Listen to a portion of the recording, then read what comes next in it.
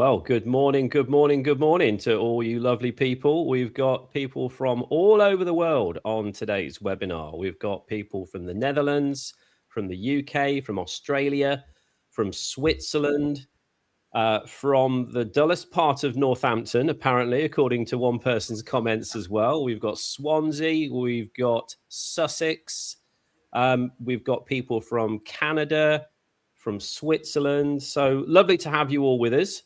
I'm here today with my good friend Ian Clifford, who's going to be presenting for you today. I'm going to be hosting the webinar. If you don't know who I am, my name's Andy. Sims, unfortunately, has been under the weather this week, so I'm taking over just for the weekend to give Sims a break and time to recover. So I'm afraid you've got to put up with my ugly mug today, but hopefully we can get through all the questions in the chat. Just a little bit of housekeeping, guys. They often say the greatest way to say something is to say nothing at all. So if you've got something nice to say, I would love to hear that in the chat. But please, let's stay away from negativity. Let's stay away from derogatory comments. Let's keep the chat positive, and let's keep it engaging. If we do see any negative or derogatory comments, they will be removed.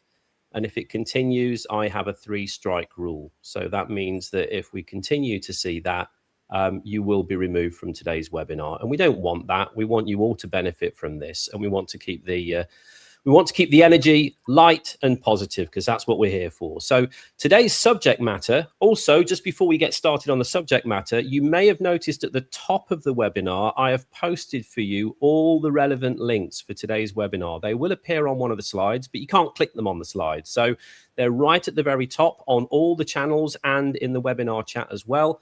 All the relevant links are there for you to copy and paste if you need them. And we will be having some handouts as well that will be available for you in the members platform as soon as the webinar is finished, along with the recording of today's webinar as well. So appreciate you all for joining us. Appreciate some of you joining us at silly hours of the morning or of the night if you're in New Zealand, or if the morning if you're over on the west coast of the US, and everything in between. So let's not waste any valuable time. Let's introduce Ian. He's going to be giving us our subject matter for today, which is our flagship, the Monopoly Game Changer. And the Monopoly Game Changer is a series of protocols, 3 in particular, that have all been linked together to provide you with the ultimate solution to freedom. It really is. It's about changing your standing. It's about protecting your assets, and it's about reclaiming what is rightfully yours. All the taxes paid on your signature energy since the age of 18. So I'm super excited to dig into today's content. Ian, over to you. Well, thank you, Andy. I think it's probably worth me explaining why there is negative propaganda out there on the internet. That's a good idea. Yeah, it's actually a 20-year backstory, which I won't go into the detail, but if you are interested in the detail, you can go and look at Ian Clifford Whistleblower.is, which is a website dedicated to my backstory and the fact that I became a whistleblower against the top 6 banks in around 2008. When my prior financial services firm, which was the 3rd largest of its type in the UK at the time, that had a joint venture with Halifax Bank of Scotland, at the time one of the biggest banks in the United Kingdom, that then it basically transferred into another bank called Lloyds Bank because it was insolvent. I blew the whistle on HBOS. It's a very long story. I won't bore you with the detail, but basically I became a whistleblower because the banks, the top 6 banks in the United Kingdom, had grabbed assets, like repossessed, foreclosed unlawfully in most cases, £90 billion worth of assets from their own customers. My firm got dragged into it. I was made a scapegoat for £1 billion of that 90 billion. That then set off a whole series of events where I took on the establishment in the courts. I took on the financial regulators that were called the Financial Services Authority. I took on the Treasury, United Kingdom Treasury. I took on the Bank of England. I exposed many very high profile people in around about 2010, 2011. After they destroyed all my my infrastructure and my firm and my reputation and all of those things which they generally do. It's a vendetta. It's been going on since quite aggressively since 2010, so 16 years. Multiple ventures destroyed by the British cabal, and their tools to try and silence me and my talent for solving complex problems is to pump out negative media all over the internet. They use proxies. They get people who don't look like they work for the cabal to pump out negative propaganda. So you'll see it on the internet from magazines. You'll see it from alleged experts. You'll see it from various competitors of the Republic of Old Souls. All of these people have been recruited to pump out negative propaganda about me and about our team, but specifically about me. And those that work with me and those that have been on many of my webinars know that none of this propaganda is true. They know of my abilities because I think if you read my research papers, it's pretty clear to see that I know this subject inside and out. I'll finish off with this. There's a fellow called Dan Needle, who is an ex-partner of one of the biggest law firms in the United Kingdom called Clifford Chance. He started publishing blogs and various internet posts from about 2024, claiming that I'm a tax fraudster. Anyway, within the last 3 months, I've engaged directly with him. I've challenged him to a debate because he claims that he's a tax expert. I've proven to him that the Clifford Protocol is perfectly lawful. It's 100% exactly how the system is built. He never came to the debate and he never engaged with me on the technical side because, quite frankly, he's way out of his depth on this. They don't teach you this in the conventional universities and the tax courses and all of those things. What I'm going to show you today is basically not in any training manual anywhere, but it's 100% true and it's 100% proven to work with 600 million of confirmed IRS confirmed recoupments last year in 2025, with multiple disbursements of checks in 2024, with many other people that have copied the Clifford Protocol in other groups of people that study this subject getting results. So if anybody in this, on this webinar thinks that this is just a theory, it really isn't. We've proven it works. And I've published multiple research papers on exactly why it works.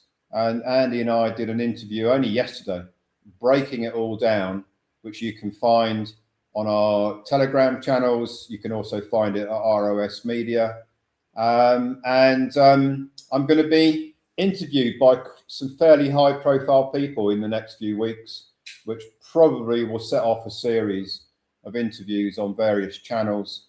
And I think that the more people that read my papers, come to my webinars and come to the interviews that I do with Andy, more and more people are beginning to realize that this has got a lot of substance and this is real.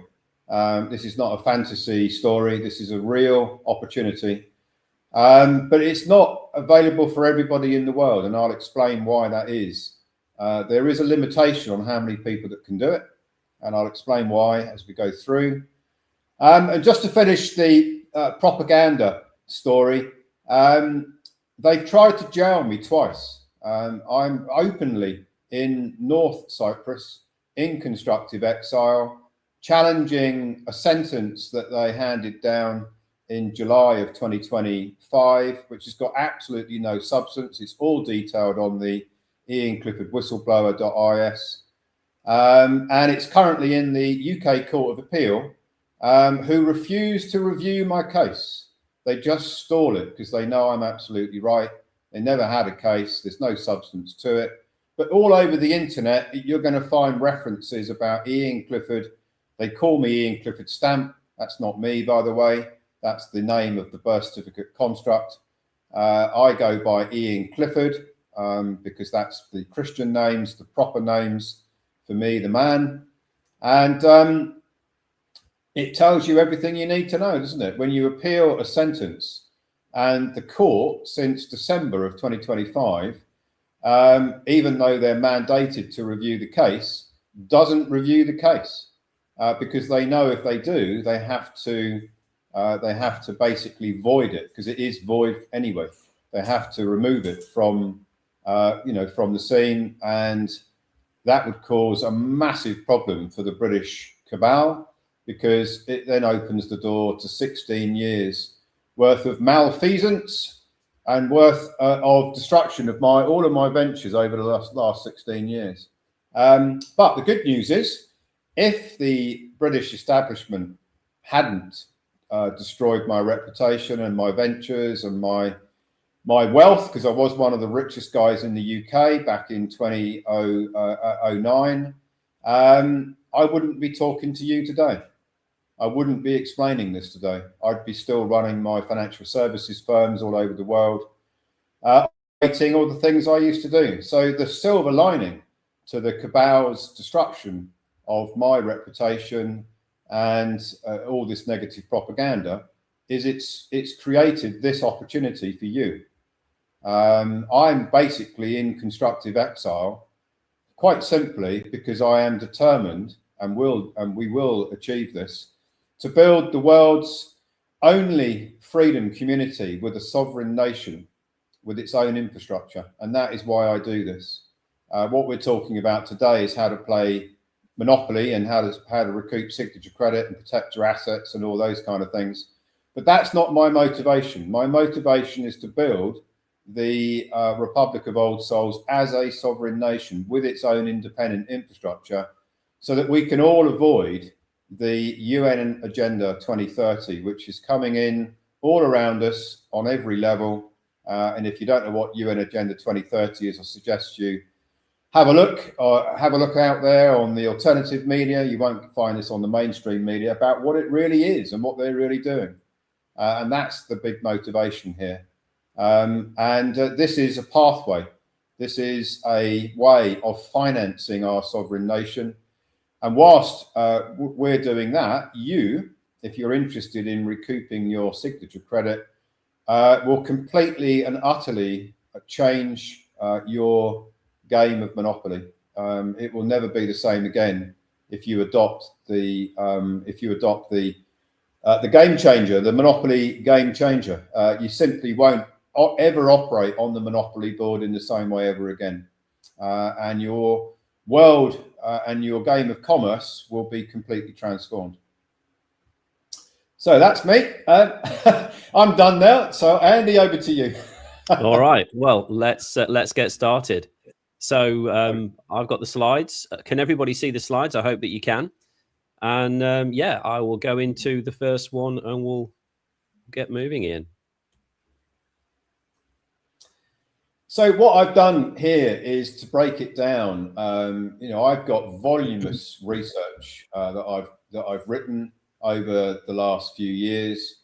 I've been studying this for 10 years in great detail. And I honestly believe, and a lot of people have told me this, that I don't think there's anybody else who's studied it in the way I have and had proven every single part of it to be real and true and reliable. And then not only studying it, and I'm not offering people books or courses, to actually build all the infrastructure to make it a reality for those who want to enroll into it. The average, if you're wondering, the average from so far from the people that are doing it, and there are many of them, there are thousands of our members already doing this, by the way, or certainly doing the recoupment of their signature credit for the last 3 years, and we'll talk about the extension to that as we go through. So far, those that we've reviewed, the average that you can recoup and spend and recoup is around £3 million, around that. Now, if that's not a life-changing amount, I don't know what is. I said to Andy yesterday on the interview we did, can you imagine that you went in a newsagent's store and you bought a lottery ticket, you went home, the lottery organizer sent you a text message and said, you better come in because you've won. And then what you did was you just forgot to go in the newsagents and collect your claim form. That is exactly what everybody in the world is doing. They've all got a winning lottery ticket, but very few people even know how to claim it. And very few people even know that they've won. Every one of us has got a winning lottery ticket. And that winning lottery ticket is the Clifford Protocol, which I'll explain. So just imagine that. If you were sitting at home with the winning lottery ticket, do you think you'd go and claim it? Or do you think you'd just say, nah, I'm going to watch some TV or get on the internet and search about on social media and not worry about it? I think nearly everybody on this webinar would be down there like a shot to get the claim form for their winnings. That's what we're offering here in a nutshell. It's not a lottery. Or you could argue maybe it is a lottery. The Monopoly board, maybe it is a lottery, or maybe it's a game of snakes and ladders, which is another interesting game which was introduced to kind of rub it in our face about how the game of commerce works. So that's what we're going to look at. For those who are on this webinar that are existing members, enrolled members, I'm going to be talking at the back end of the webinar about how you can upgrade. Because if you are doing signature credit recoupment, which was once called bank payment recoupments, if you joined us in 2025, early 2025, or even in 2024, this is your opportunity to upgrade and to go back to the age of 18 and recoup all of the signature credit, which is, just to be clear, before we get into the detail, signature credit creates bank payments. Signature credit creates mortgages, the face value of mortgages, loans, credit cards, and other things. But the dominant signature credit is bank payments. What leaves your bank account, that's a bank payment. Or what appears to leave your bank account, whether it's personal or whether it's a business account, it's the same signature event creating the credit, mortgage, loan, credit cards, the face value of those. If you add all that together from the age of 18, that is your winning lottery ticket right there. And you can't just claim it once, or you won't just claim it once. You'll claim it, and then you'll spend it, and then you'll claim it back, and you'll spend it, and then you'll claim it back.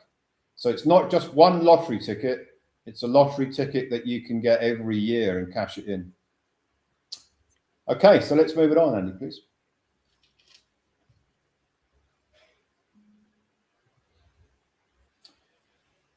Probably in all of my study, the most significant event happened in 1933, which was House Joint Resolution 192. I've got a copy of the original House Joint Resolution 192. I might actually send it out on our Telegram channel because it's very interesting. Some people, and I had a message this morning, say that it's been repealed. Well, it hasn't, because it can't be repealed because it's a permanent resolution. It's never going to be repealed. And basically what happened in 1933 was that the entire game of Monopoly, which we're all playing, whether we realize it or not, the artificial game of Monopoly, the whole World Monopoly Board went into Chapter 11 bankruptcy. The United States being the reserve currency of the world, the creditors to the Monopoly Board, the big banks, the big banking families, who'd set all this up over many years before, one of the most notable events was in 1913, the Federal Reserve Act, which came into being after the Titanic was sunk.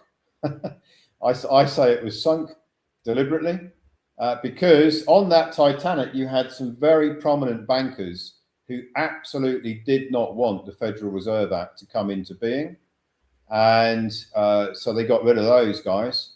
And then those that remained, one of the main ones was JP Morgan, went to a place called Jekyll Island and created the Federal Reserve Act, which was the beginning of the new system of money.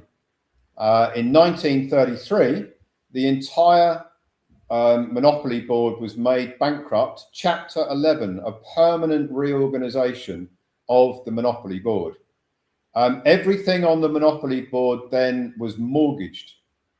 And people, will find this extraordinary, right? So every asset on the Monopoly Board is in hoc mortgaged to the original creditors to the bankruptcy of the United States. Those that control the Monopoly Board took away money of substance, what used to be money backed by gold, and replaced it with money of account, which is basically ledgers. There is no such thing as money of substance anymore. Everything on the Monopoly Board is digital. Everything on the Monopoly Board is based on ledgers, and there is no substance to it. But we all use it as if it has substance. We think money has substance, or I don't, but the majority of people out there do. It's a very, very clever system that they have created. I said to Andy yesterday on our interview that I actually believe, and I'm happy to debate this with anybody, that the way this system is being introduced is not of human making. It is alien in its making. It is so, so clever. I don't believe that a handful of guys in 1913 dreamed this up and then were able to roll it out on a worldwide basis. And still today, nearly over 100 years on, it's still operating exactly the way it was designed. I say that is not of human origin. It's too clever. It's taken me 10 years to untangle it and figure it all out. And then get it verified, and get this, have everything I'm talking to you about today verified by AI, which will surprise a lot of you, I'm sure. Surprised me.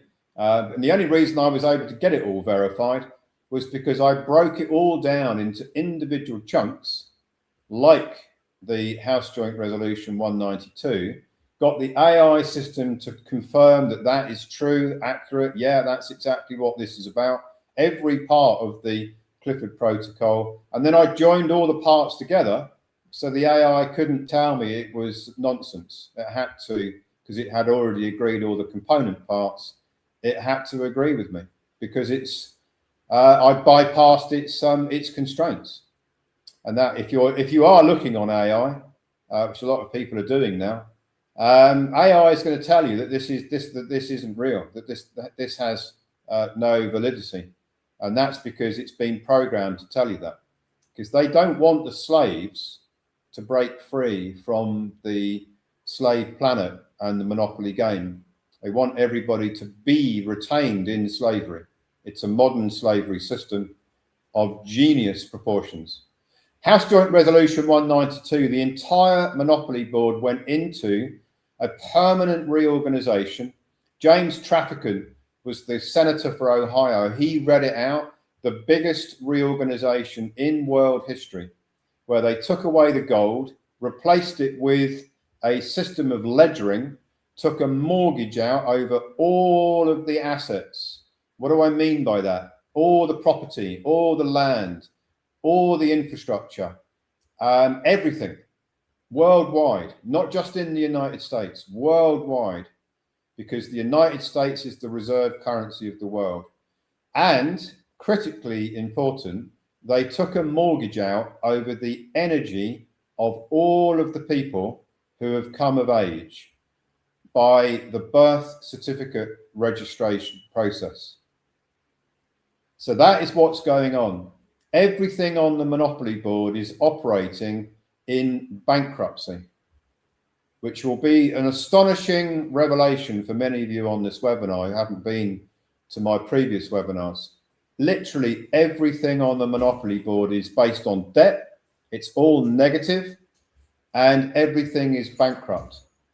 Now, the shocking news is that even if you had 20 houses, a yacht, a plane, and a massive business that turns over billions a year, actually, your wealth, if you were in that category, would be zero. Because everything on the Monopoly board is registered to the state in bankruptcy. Everything is negative. But what I'm going to show you today is how to untangle the system.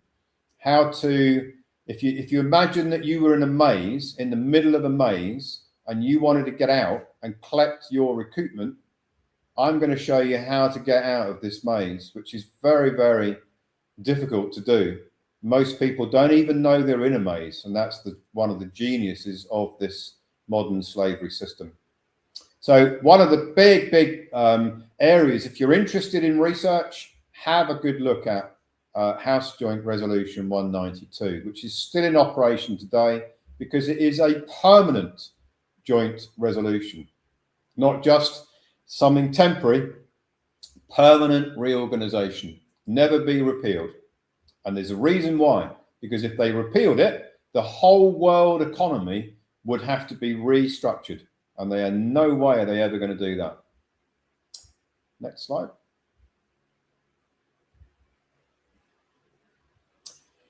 So the next piece of information, which, breaking it down into bite-sized chunks and trying to keep it as simple as I possibly can.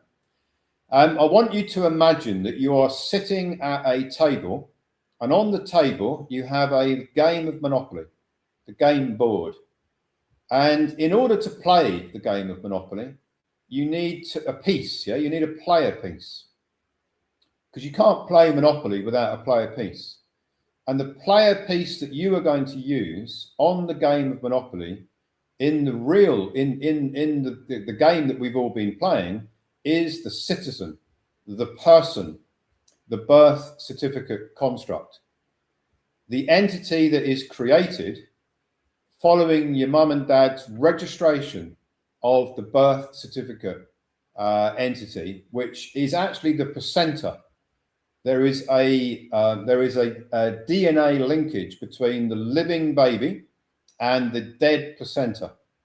And later on, the birth certificate construct becomes the player piece on the game of Monopoly. And the player piece is a banker. Under the Bills of Exchange Act 1882, the player piece, the citizen, the person, the straw man, call it whatever you like, basically it is a decedent estate. It's like a trust.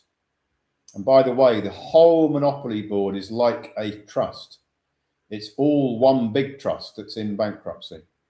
So you have this player piece and you move it around the board, and the only way you can move it around the board is by transferring your human energy onto the Monopoly board.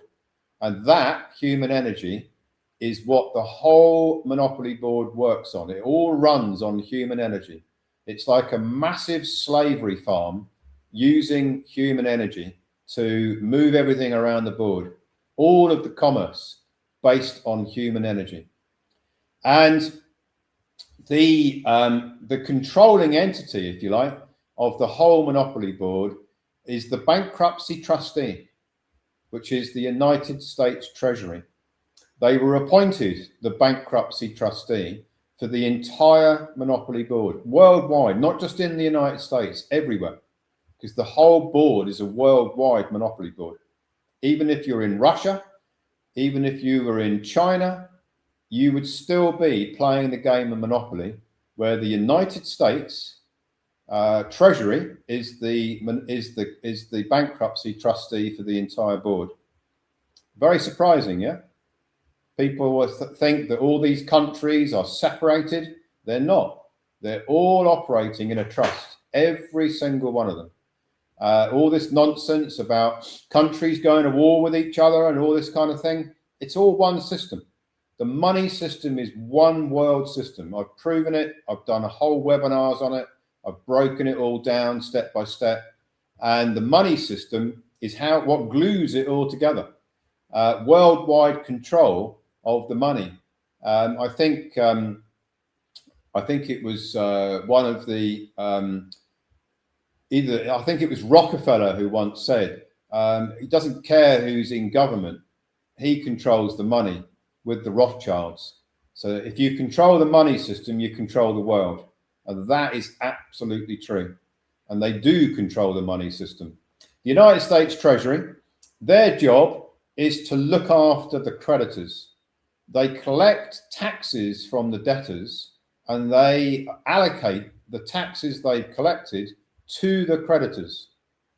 That's what bankruptcy trustees do. They collect from the debtors and they pay out to the creditors. Well, the good news is that everyone on this webinar and everybody else who is over the age of 18 or 21, depending on which country they're in, the living men and women are the creditors to the entire Monopoly board. That's one of the really big pieces of good news that I've got for you on this webinar. You are not a debtor. You are a creditor to the taxes that are being paid by the debtors on the Monopoly board. And it's all because the entire Monopoly board is bankrupt. On one side, you have debtors. On the other side, you have creditors. You are one of the creditors. Everyone is one of the creditors if they're over the age of 18 or 21. Next slide.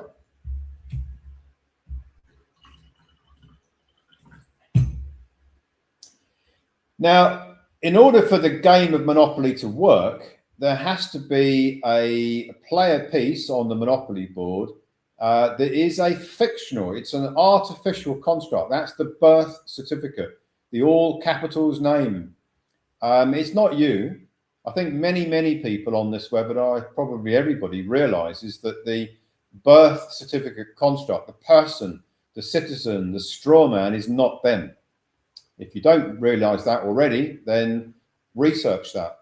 On ecclesia law, I write a lot of research papers. There is a research paper at Ecclesia Law Institute where I talk all about the agency between the living man, woman, and the birth certificate construct. It is one of the most important research papers on that website because everything that is going on the Monopoly board, the living man woman is the agent for the birth certificate construct, this artificial construct, decedent estate that is the player piece on the board, on the Monopoly board. Everything that is going on is joined on the Monopoly board by agency to the living man woman. There's a lot of people out there who believe that you can separate the living man woman from the birth certificate construct, from the straw man. You can't. It's impossible to do it because there is a DNA linkage between what was the baby that became the living man woman and the birth certificate construct. And actually, you don't want to sever the tie.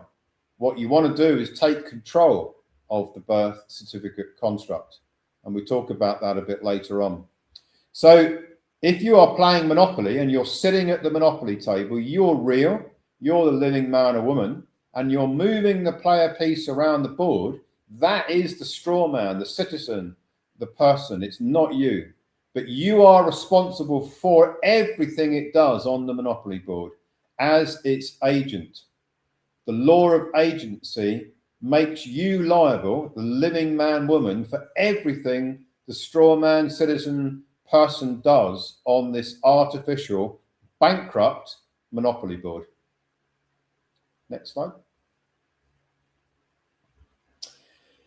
Now, 10 years ago, when I was taking on the banks and the UK Treasury and the financial regulator, a pillar of my whistleblowing and my case was the fact that the banks that had stolen this 90 billion of assets, I started introducing research from a guy called Professor Richard Werner, who wrote a book in the early 2000s called The Princes of the Yen.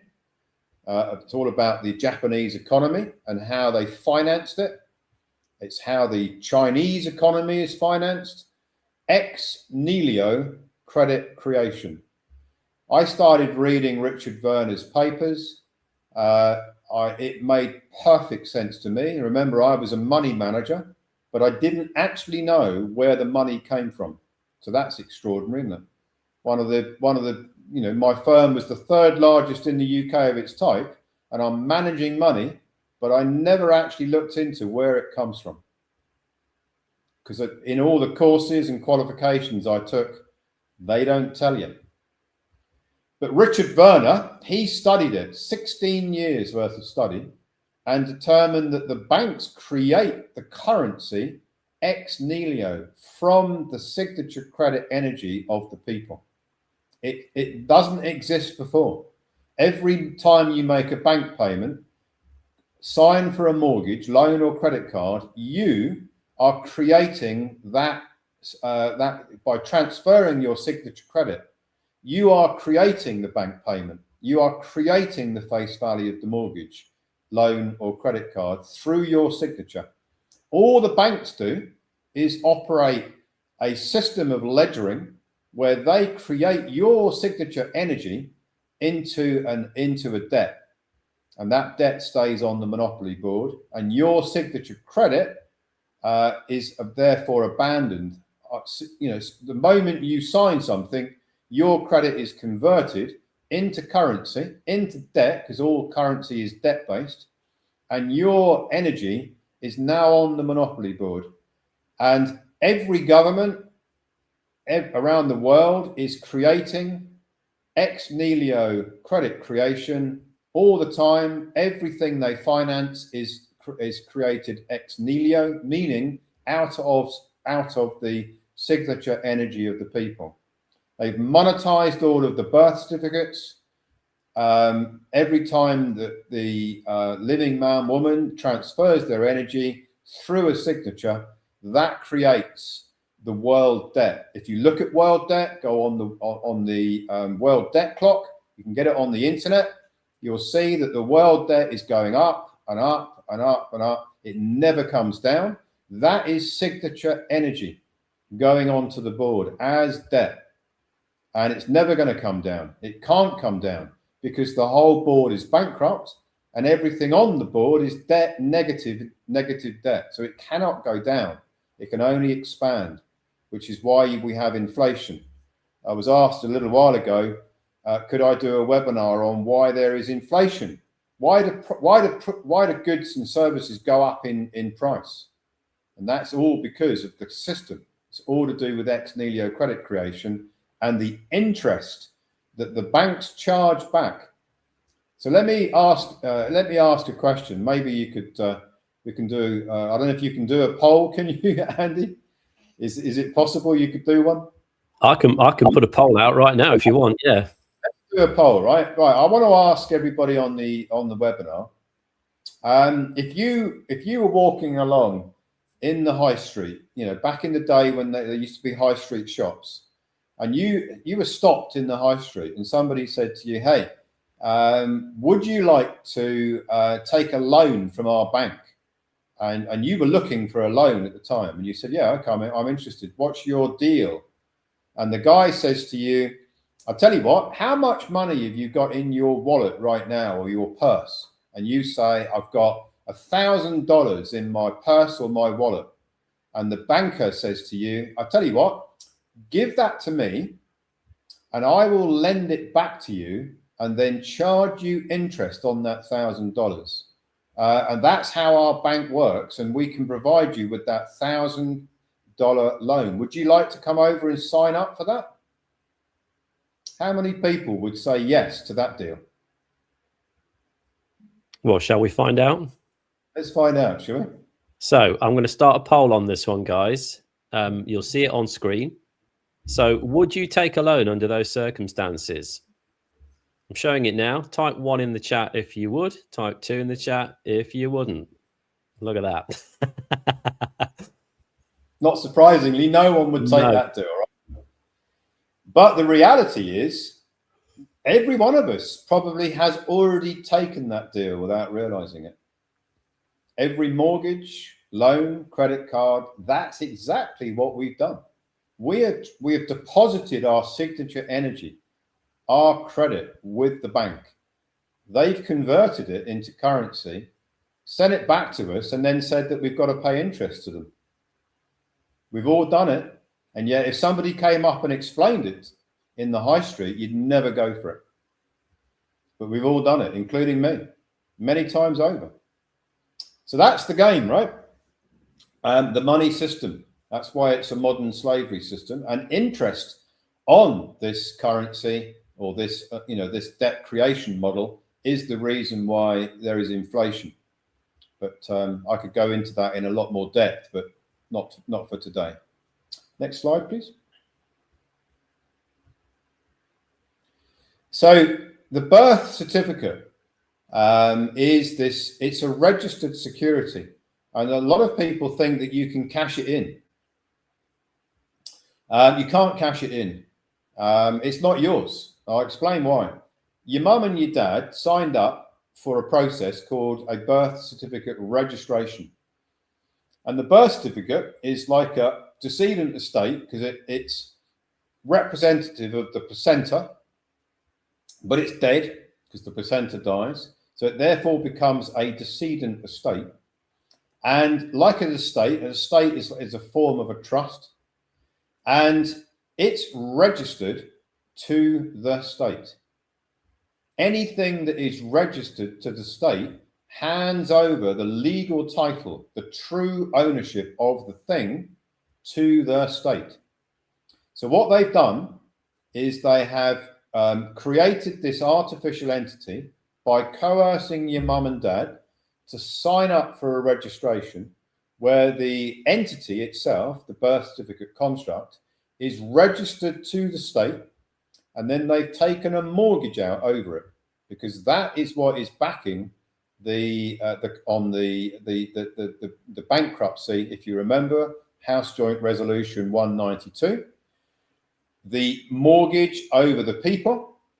Well, they've taken a mortgage out over all of the birth certificates, every one of them. And when you get to age 18 or 21, now as the agent for the banking entity of the birth certificate construct, you are now transferring your signature credit onto the monopoly board, which the banks are going to use as if it was theirs, even though it belongs to you, in exactly the way I just described. You transfer, you make a deposit, and then they lend it back to you.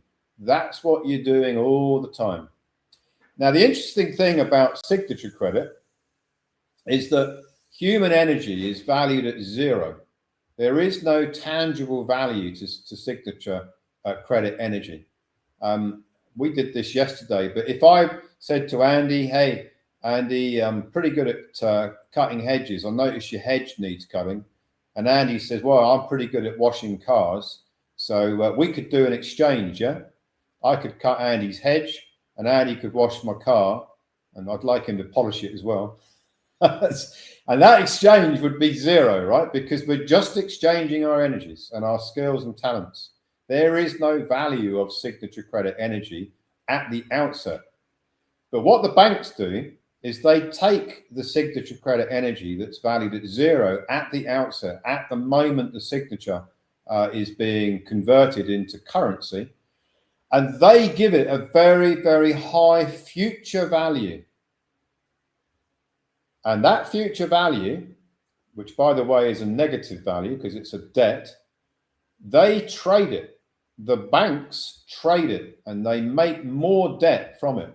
It's called hypothecation.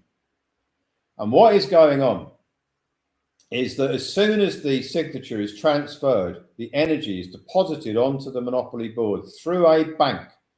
The bank is actually operating as a trustee for the living man, woman, a trustee, a nominee, or call it a fiduciary, but in the tax legislation, it's a nominee. And that's very, very important. So the signature creates the currency. The currency is debt. The debt has a deep negative value in the future. It's a promise to pay in the future. It's actually a negotiable instrument. The birth certificate construct is a banker, as evidenced by the Bills of Exchange Act 1882. If you read it, it says a body of persons are bankers. Well, the birth certificate construct is a body of persons. There's a lot of them. The whole world is full of these persons, these artificial constructs, and they are the conduit. The artificial entities are the conduit to transfer the signature energy onto the monopoly board through the nominees, the banks operating as nominees, trustees, fiduciaries for the living men and women who are the creditors. But here's something else. If you imagine that the monopoly board itself is artificial, because it is artificial, you can't talk to it, you can't step on it, you definitely can't take it out for dinner.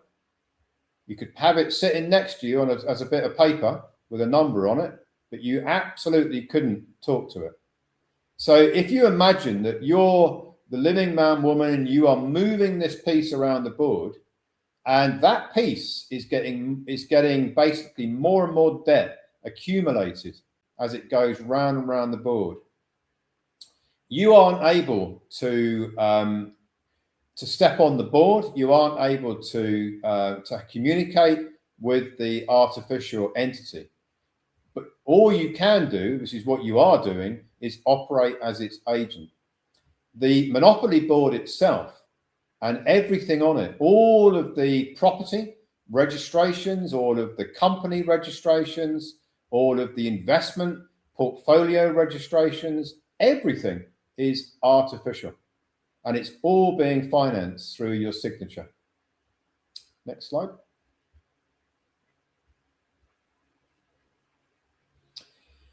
And this will surprise a lot of people because people like Dan Needle, who I mentioned earlier, this ex-tax lawyer who's got a big social media following, working for the British cabal as their proxy, as their media proxy.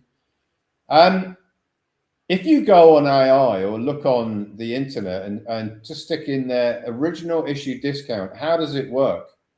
It's going to tell you that if you are trading in negotiable instruments or securities and you have overpaid taxes on the profits generated from your trading of those securities, based upon an original issue discount calculation, you can actually recoup taxes, federal taxes that have been overpaid. And that's what most people believe original issue discount is. The overpayment of federal taxes. Well, in fact, it isn't. Well, let me qualify that. It is that, but that is only a tiny proportion of original issue discount. Every signature event, every signature credit event creates a future value, which is a negative value, and the banks are trading this future value, which is debt-based, and they are paying taxes on the use of your human energy, and it's all tracked via the original issue discount system. So what they tell you on the internet, what it tells you on AI is incomplete. It tells you that if you're trading securities, you may be able to reclaim overpayment of federal taxes on those trades, or those securities trades. It doesn't tell you that the original issue discount system is predominantly what is tracking the taxes that are being paid by the nominees, the banks, for using your human energy, the signature credit, the deposits you put on the monopoly board. Huge amounts of taxes are being paid by the banks for the use of your human energy, and they pay taxes, which we'll come back to later, and it's calculated based upon the original issue discount calculation. The value of the energy goes on the board at zero. The future value is a deep negative. The difference between zero and a deep negative balance is the original issue discount. By the way, the original issue discount, if you went in and got $1 million mortgage, the original issue discount is the difference between zero, the creation of the ex nihilo signature that created the currency, and $1 million. That is the original issue discount. $1 million future value discounted back to zero. And taxes are being paid by the investment banks, the nominees, for using that $1 million debt, your energy. Remember the high street? If you had $1 million in your account and the banker said to you, hey, we can give you a loan, but first of all, transfer me $1 million from your account. I'll lend it back to you. And by the way, we charge interest on the loan. And we've all agreed that we'd never do it, but we've all been doing it. And the bankers are using your energy, and they have to pay taxes on the use of your energy, because guess what? The bankers as nominees are debtors. They're not creditors. And I can prove it. And I've just published a paper on our Telegram channel that proves it. I think I've published 3 that prove it so far. Next slide. And everything is negative. You see, what they've done is they inverted everything. You look in your bank account, you've got a credit balance. It's not got a minus in front of it, is it? You get a bill from the gas company, the electric company. It hasn't got a minus in front of it. But it's all debt. It's all negative. Everything is negative on this monopoly board. The only positive that to balance the negative is not on the monopoly board. It's the creditors. It's the energy of the people. Or everything on the board is negative. Everything. People say, oh, you know, I've got this house, it's worth this much. No, it's not. It's not only is it a negative value, but it is registered to the state. They hold the legal title and they've mortgaged that legal title to create the money system. So on 2 counts, people who think they've got a high value house have got 0.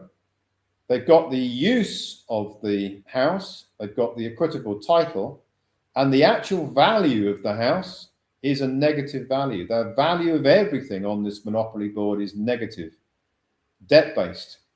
Look at the world debt clock and it will be confirmed. Everything is a negative. Next slide. So that is what's going on with the monopoly board. And I could go into it in much, much deeper detail, as I have done with Andy on interviews, as I have done on previous webinars, as I have done in multiple technical papers on Ecclesia Law Institute. I go deep into these subjects and break them all down. If you're interested in the details, you can get into those research papers.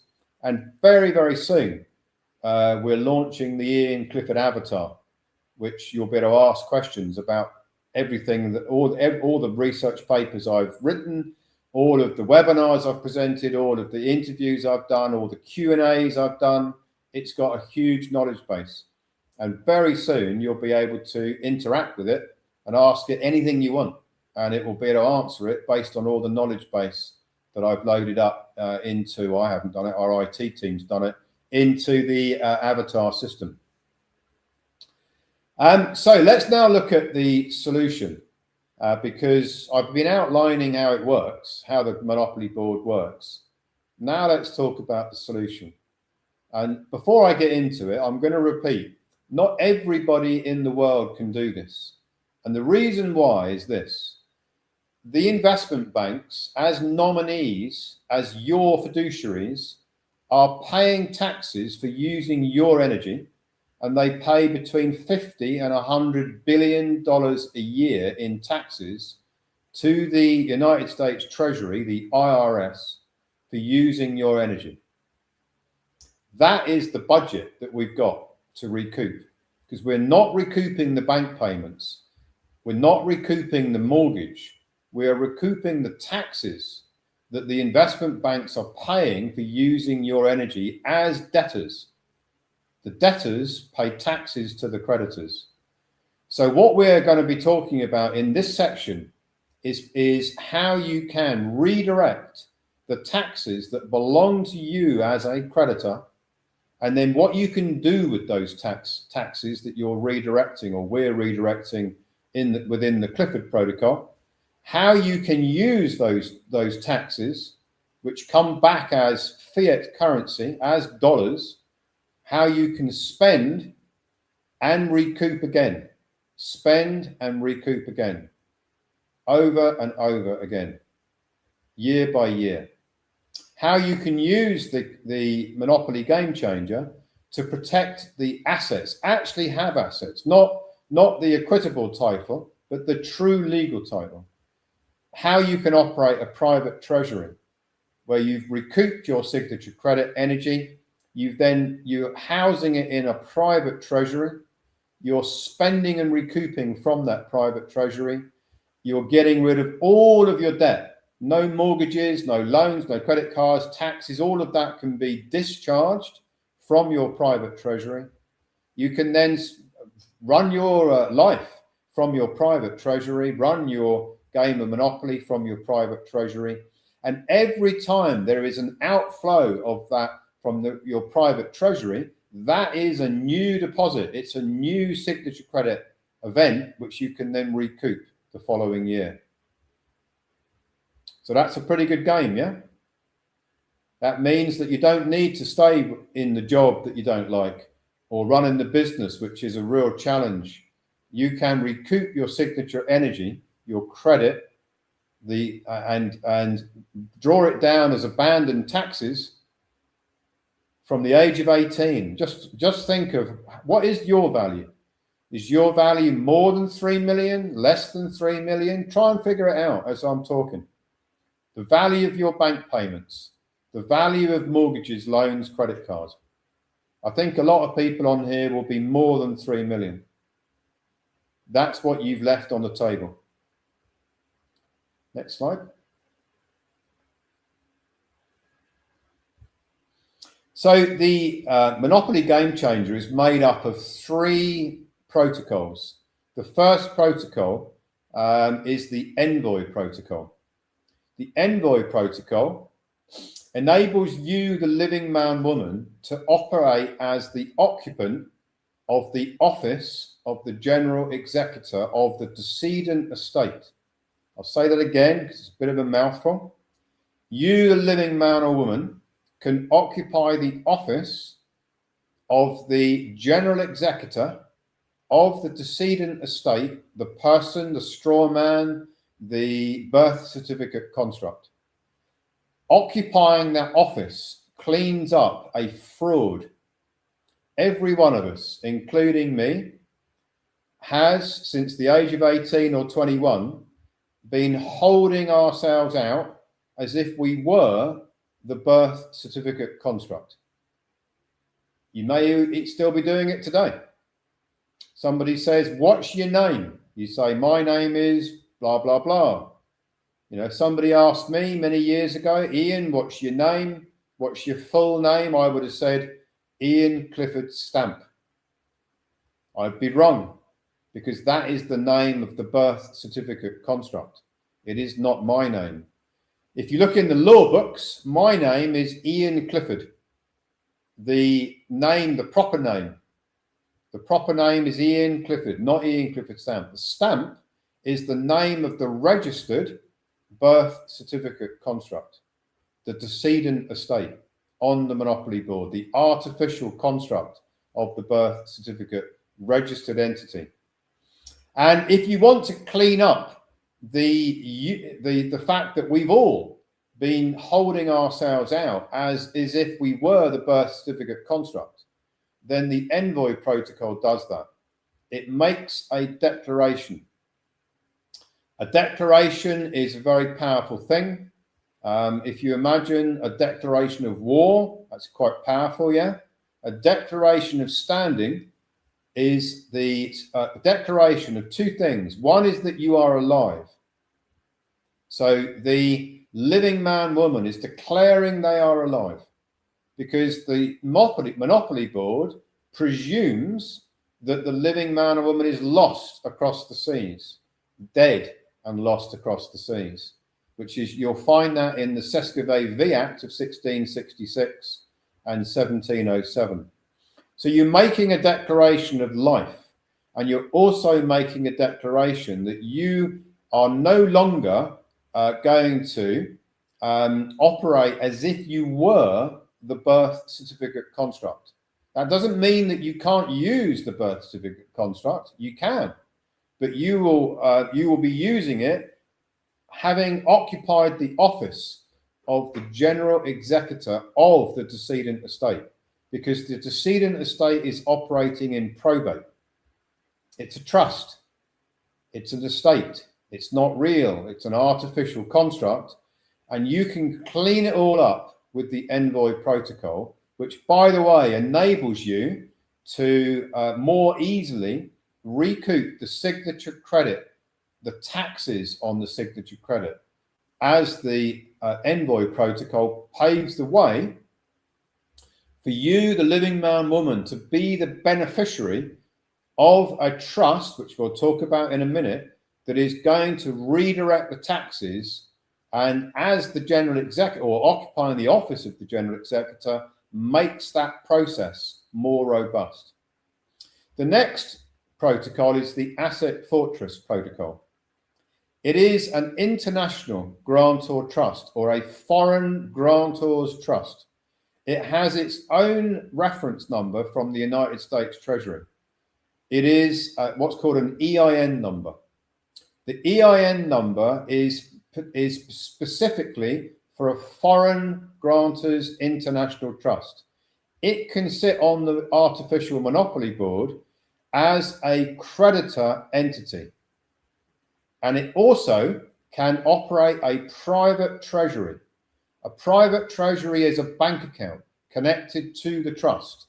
So instead of having a bank account in the name of the birth certificate construct, the person, the straw man, you still keep all those if you want them, but the Asset Fortress protocol has a bank account.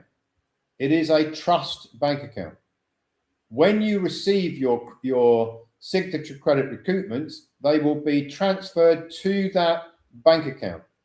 You can then use that bank account, which in most cases, unless you choose otherwise, will be the name that you want to go by. So my birth certificate name is Ian Clifford, not mine, the birth certificate name is Ian Clifford Stamp. I go by Ian Clifford. My 98 series grantor trust, the Asset Fortress protocol, is called the Ian Clifford Trust. So you would have the same, or whatever name you want to give it, and it has a bank account, and your signature credit tax rebates, recoupments, go into that Asset Fortress protocol as your private treasury for you to use on the monopoly board, spend, and when you spend from that Asset Fortress protocol, your signature is being used to spend, to issue new promises to pay in the future, new deposits onto the monopoly board, which then qualify in the next year for a recoupment, a tax redirection. So you do that every year, spend and recoup. And the Asset Fortress protocol can also hold assets, the legal title to assets, not the equitable title, which everybody has. If you look at your documents you've got for your car, for your house, for your business, for your company, whatever it is, what you actually have is the equitable title, the ability to use the asset. That is equitable title. legal title is true ownership.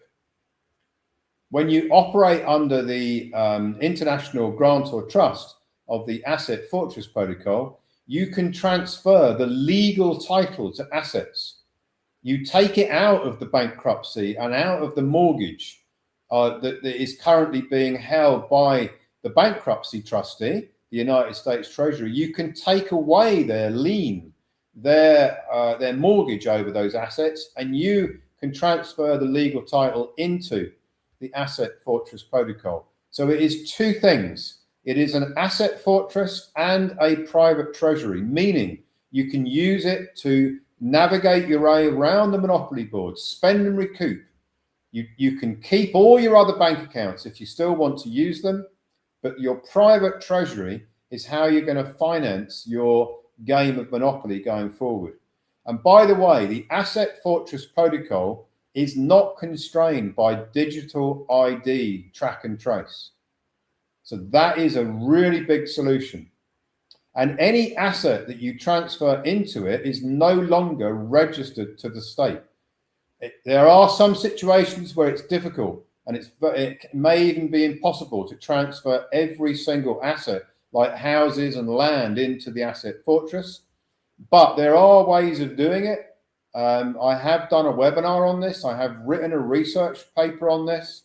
And I'm not going to go into it in huge detail here because it will take us too long. The third and probably arguably the most important protocol in this bundle, in this monopoly game changer, is the currency creation, which is the following the methodology which I call the Clifford Protocol. There are research papers on it. You can ask the avatar any question you like about it.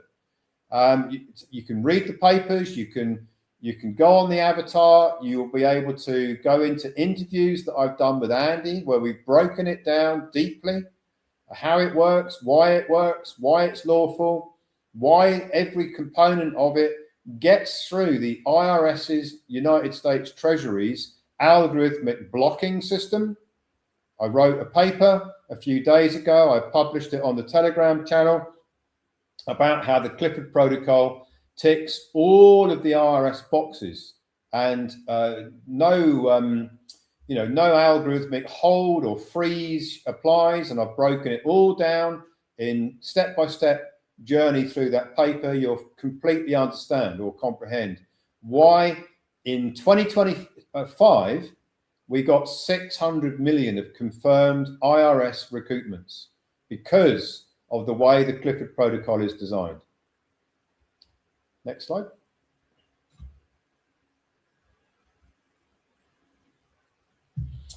So the Envoy Protocol is how you clean up the estate, the birth certificate estate.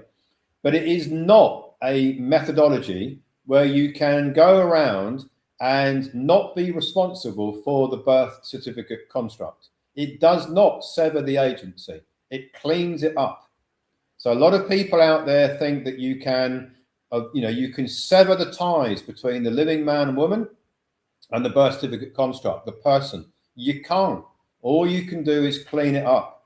You, as the living man, woman, can occupy the office of the general executor, which means that you regain control of the decedent estate. At the moment, you are operating the decedent estate as what's known as the executor de son tort, the executor of all the wrongs.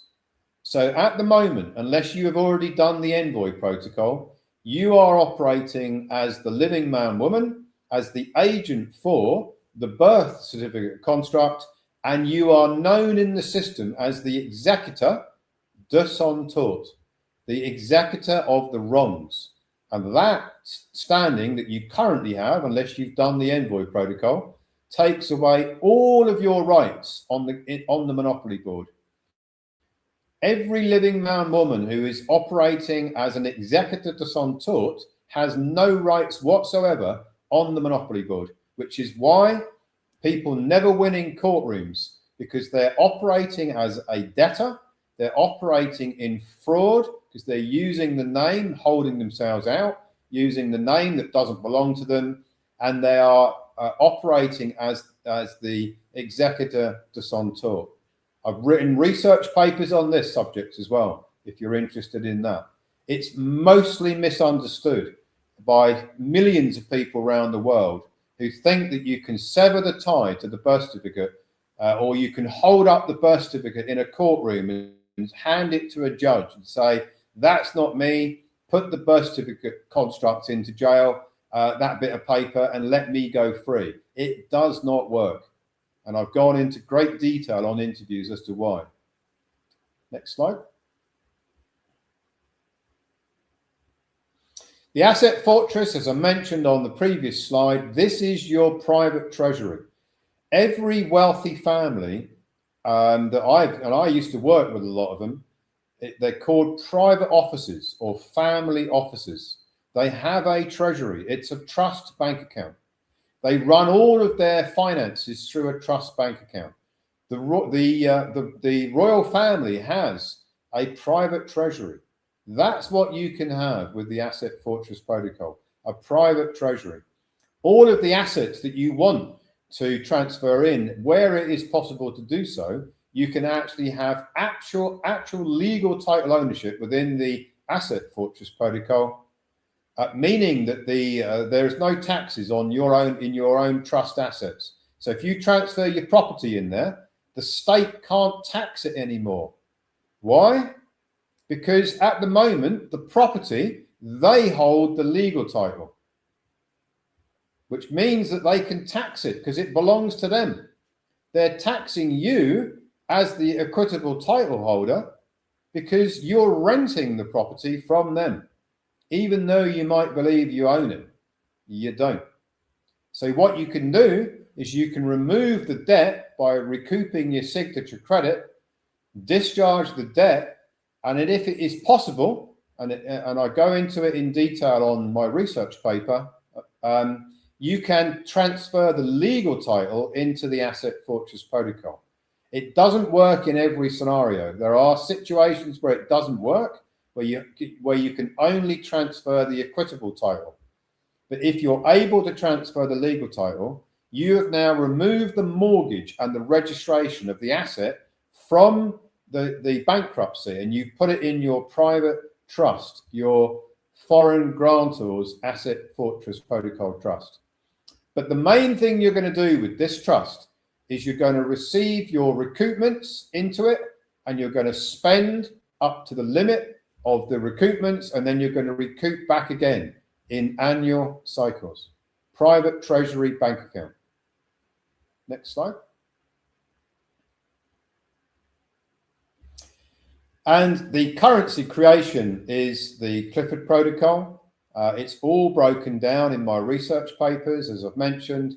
It's I actually left a message for somebody this morning who'd been asking me some questions about it. I think over the 42 years that I've been solving complex problems, I think this is it. This is the best one I've ever solved. The currency creation, the ex nihilo credit, the rebate or recoupment of taxes, how the whole process works, all the steps of it, and the fact that it's not, as far as I know, it's not available anywhere else. I think it is unique. If it is available anywhere else, I can't find it. It's verified to work. 600 million of recoupments in 2025. Our budget, remember, is between 50 and 100 billion a year of redirection of taxes from the currency creation model, which is based upon the protocol called the Clifford Protocol. If you want to go into depth about how it all works, play the interview that I've just done with Andy yesterday. It's on the ROS Media channel. And I think I copied a link to it in our Telegram channel, our playing a game of Monopoly Telegram channel. We go into it in depth, step by step. If you're interested in detail, it's all in that interview. Next slide. So there are 5 steps to the Clifford Protocol. The very, very first step is that we have to find your signature event. So when you made a bank payment, when you signed up for a mortgage, loan or credit card, there is a record of that signature being used by the banks. The IRS, the United States Treasury, they have a system called the IRMF system.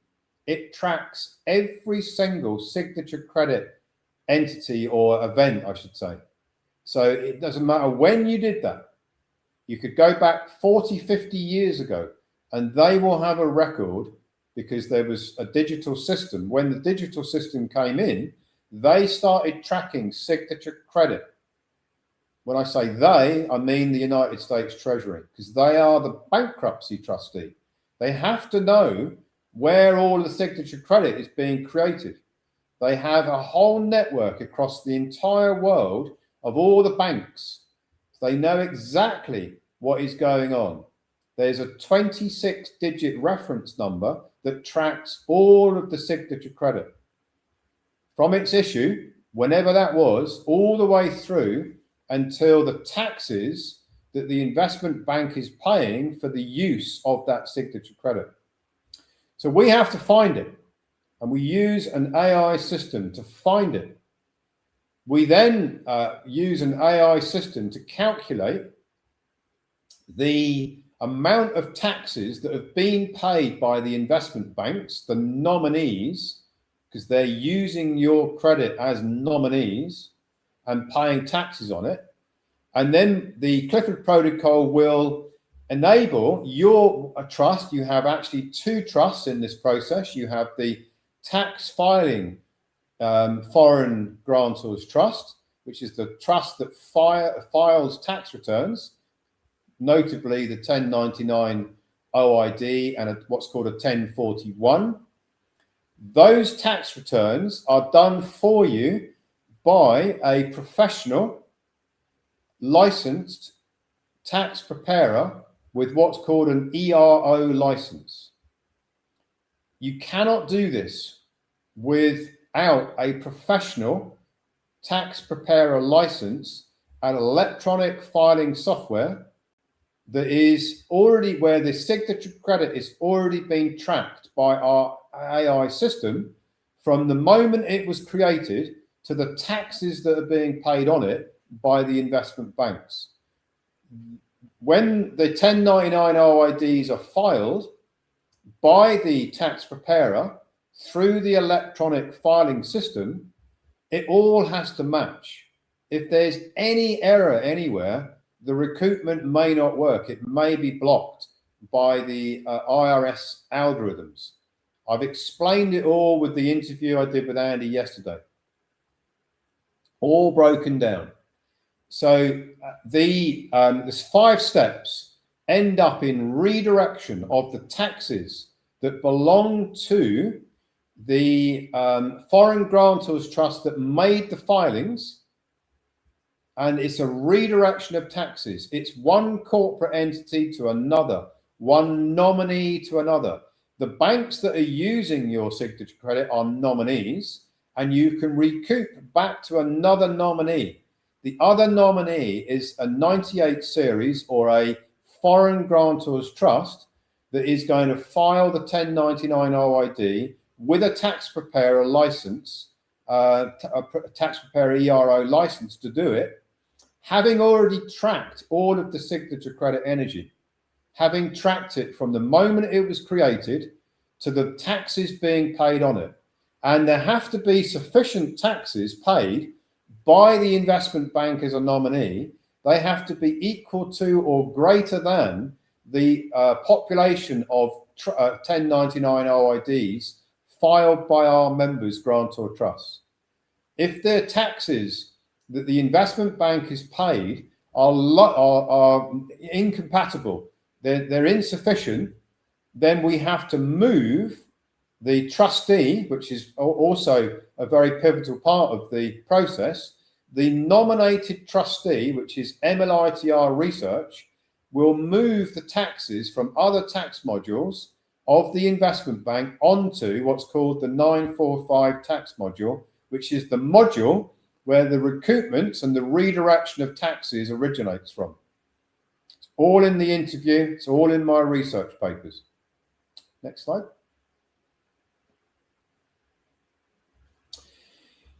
Now, a lot of people have said to me over the years, Ian, we really want to do these protocols. We really want to get on board with this, but we simply don't have the budget to do it.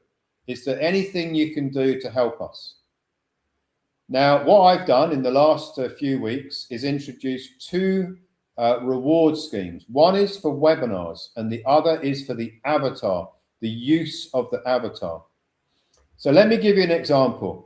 Let's imagine that you wanted to proceed with the Clifford Protocol, all three of those protocols I've just explained, but you were tight for budget, right? Because we asked for a donation to our ministry to get the three protocols facilitated.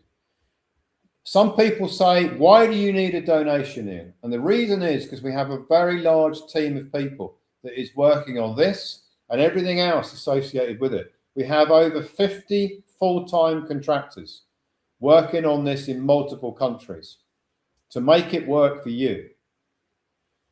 They don't work for free. And because of the events that happened last year, which I'll come to in a minute, we need donations in order to finance our operation until Signature Credit Recoupment comes in, and we then will be able to finance the nation with the share of Signature Credit Recoupment. So if you were in a position where you wanted to proceed, but you just don't have the budget to do it, to make the donation. And by the way, I can't tell you what the donation is because it is tailored to your Signature Credit Recoupment value. It's not the same for everybody.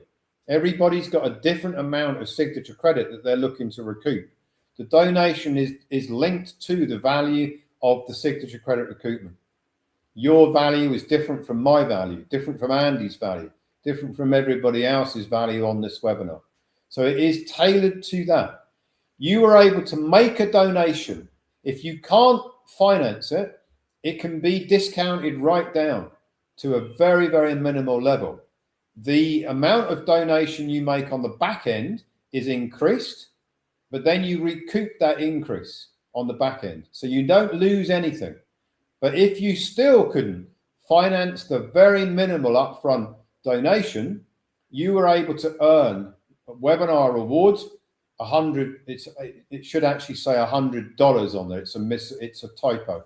It's not £100. It's $100. And you're able to earn that by referring people to come and watch my webinars. Everyone that is referred to watch a webinar who attends it for more than 70% of the webinar, you will earn $100 to set off against the donation to enroll. Everybody that you refer to my avatar, the Ian Clifford avatar, everyone you refer to that, you will also earn $100 in rewards points. Now, you can't earn $200 by somebody coming to the webinar and using the avatar. You can only earn one lot of $100. So they either come to the webinar and you earn it in your digital wallet, or they use the avatar and you earn it, but you can't earn it twice. So if you were to introduce 10, either watching the webinars or using the avatar, that's $1,000 that you can set off against the enrollment donation required. Many people, I believe, will enroll for free with no upfront donation at all by referring their network of contacts to the avatar. And by the way, they have to spend more than 10 minutes on the avatar. They can't just click on it and you get $100. They have to engage with it. And that is the qualification. The same as the webinar, they have to stay for at least 70% of the webinar. It is my guess that many people will spend hours on the avatar because it's a whole library of knowledge. It is also my guess, and as has been the experience, that most people, when they come to the webinars, they come back. There's a very, very high repeat of people that come. and a very good, attendance level as well. Next slide.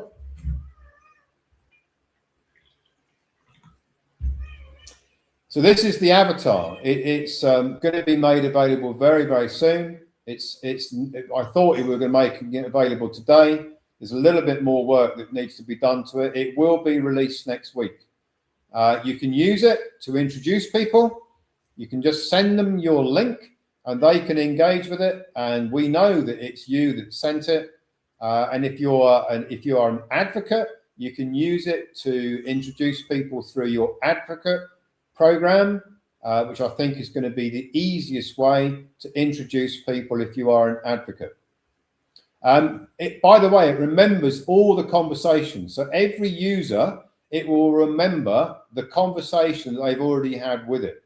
So it's like talking to me and I'm remembering what we've already spoken about in previous sessions. It's very sophisticated. I think it is a game changer in its own right. Next slide.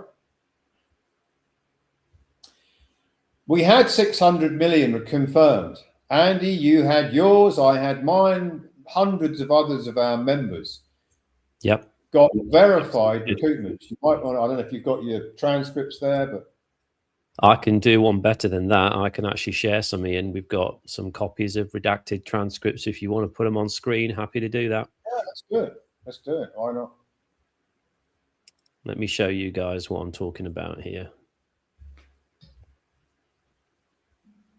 So I'm just going to come back to you and I'm going to share my screen. Now, you may have seen these if you've watched a video with myself and another colleague of mine here at the Republic of Old Souls, which is Ange, who has been with us since the day we started pretty much. And she's been through all these different processes in terms of technicalities of putting it all together, including how the filing systems actually work. So she understands this as well, right from filings and EINs and all that good stuff. So these are copies of actual verified transcripts, okay? These first two that you can see on this wooden table, these are a couple of our transcripts. We have the actual physical copies here. So these are I've just photographed them. And what I've done is I've put a little lens over them there that you can see here. So you can see the amount a little bit better. So there's a couple of our own just from one filing year. There's a smaller one here.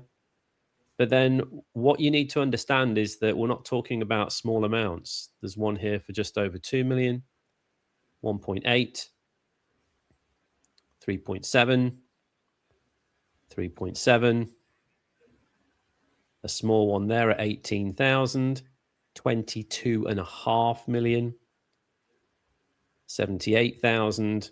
The list goes on. We've got, as Ian said, over 600 million in confirmed. This is just a snapshot of a few redacted, obviously, for privacy purposes, just so that you guys can see that this is real.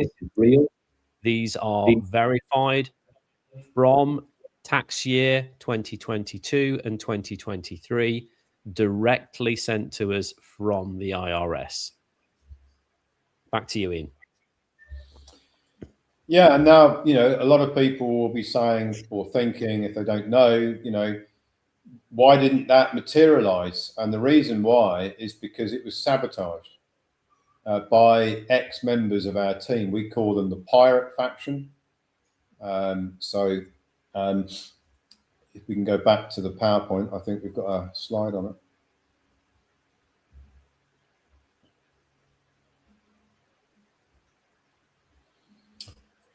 So in September of 2025, a pirate faction, and I've done long interviews on this, I've justified it, I've explained it endlessly, I've written documents on it.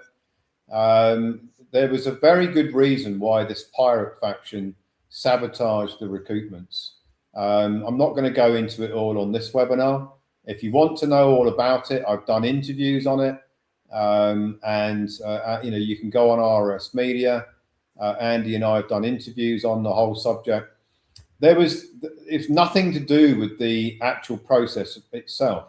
It was to do with a rogue fiduciary who stole 1.5 million of our reserve and tried to undermine the entire organization so that she could get away with the 1.5 million that she stole, which is, by the way, in a court case in New York right now. It's going on in New York, or the court case is lodged in New York right now. As I say, I'm not going to go into all the detail because the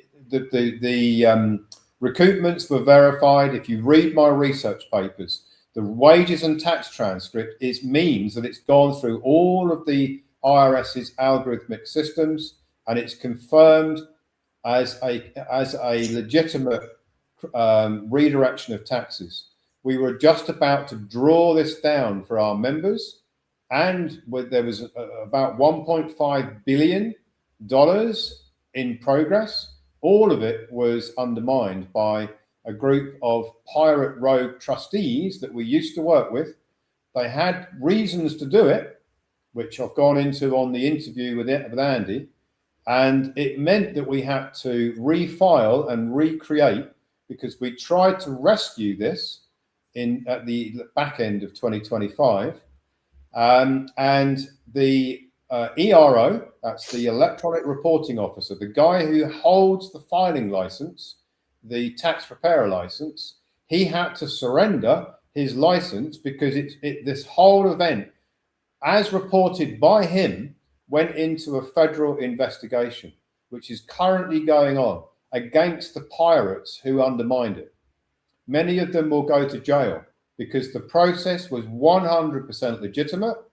The tax preparer, who is also the head of the trustee group, MLITR Research, he and I worked together and filed a federal complaint against the pirates. It's currently being investigated at the federal level. There is all sorts of misdemeanors in there by the pirates. Many of them will do at least 2 years in jail because of what they did.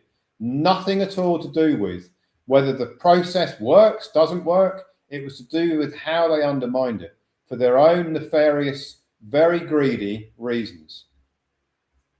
The good news is that the tax preparer license was re-granted just recently. And that's the announcement that I made within the last, I think it was last week. It was put out on the Telegram channel. Andy and I did an interview on it because it vindicates the Clifford Protocol. The IRS have reissued the tax preparer license back to the same ERO tax preparer that filed all of the recoupments 1099 OIDs in 2025. There is absolutely no way that the IRS would reinstate the license if there was anything at all wrong with the Clifford Protocol. That was the breaking news that I sent out on the Telegram channel last week. Now that means that if you are one of the members that was in this group where you had received a wages and tax transcript from 2025, there was 600 million received, as Andy mentioned. We are working on how to release that to you. In addition to that, you can go back to the age of 18 and recoup additional signature credit recoupments, tax recoupments from age 18, in addition to what you were expecting in 2025 from your wages and tax transcript. Pretty good news, yeah? Next slide. So I don't know what your value is. If you want to find out, we have a calculator which you will be able to navigate with one of our consultants, breaking it all down, making it as easy as possible for you to estimate the value of your signature credit. You're not going to know exactly. Nobody knows, nobody I've ever met knows exactly what their bank payments were from the age of 18.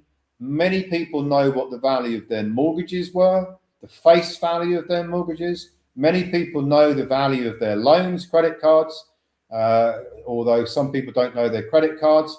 you have to estimate it. Be a little bit cautious, be a little bit conservative on your estimates. But in all of those that have already been through this process of evaluating the value of their signature credit, it's around about 3 million as the average. Yours may be more, yours may be less. It depends on your age. If you're 19 years of age and you're on this webinar, you've only got 1 year of signature credit going onto the Monopoly board. If you're my age, 60, you've got 42 years of signature credit. So, you know, that obviously mine is going to be higher because I've been playing Monopoly for longer. And yours may be higher or lower depending on what you've done. You may have been very prolific like I was, playing a lot of Monopoly. You may have had 1 mortgage, you may have had 50 mortgages, you may be a landlord. Add all those face value of mortgages together. That is what we're talking about. Mortgages, loans, credit cards, bank payments that have left your personal account or your business account, or both, depending on whether you've ever run a business. Next slide.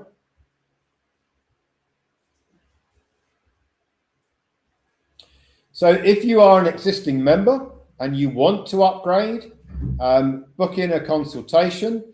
They'll help you, the consultants will help you calculate the amount of the signature credit from age 18, in addition to what you were expecting in 2025. This isn't either or, it's in addition. If you are a new member or you haven't already started the Monopoly Game Changer, book in a consultation.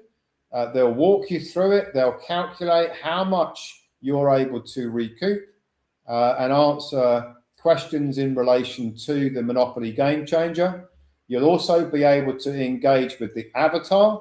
We'll be sending the avatar link to everybody that's attended the webinar early next week. So you'll also be able to engage with that, and you'll be able to get the calculation of the value of your signature credit by having the consultation with one of our consultants.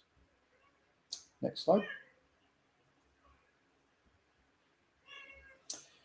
Now, if you imagine, as I mentioned right at the outset, that you've got the winning lottery ticket and you're actually going to go and claim it. And then next year, you're going to claim another one and another one and another one. That is what this is about. You recoup your signature credit. It goes into your private treasury. You spend it out of your private treasury. That creates new signature credit tax rebates for the following year. You do that year in, year out. It's life-changing. It's absolutely lawful. It's exactly how the system is being built. And I don't know anybody who wouldn't want to do it. I personally don't know anybody who wouldn't want to do it if they understood what the opportunity is. Maybe we'll find out in a minute how many people want to do it. Let's, next slide.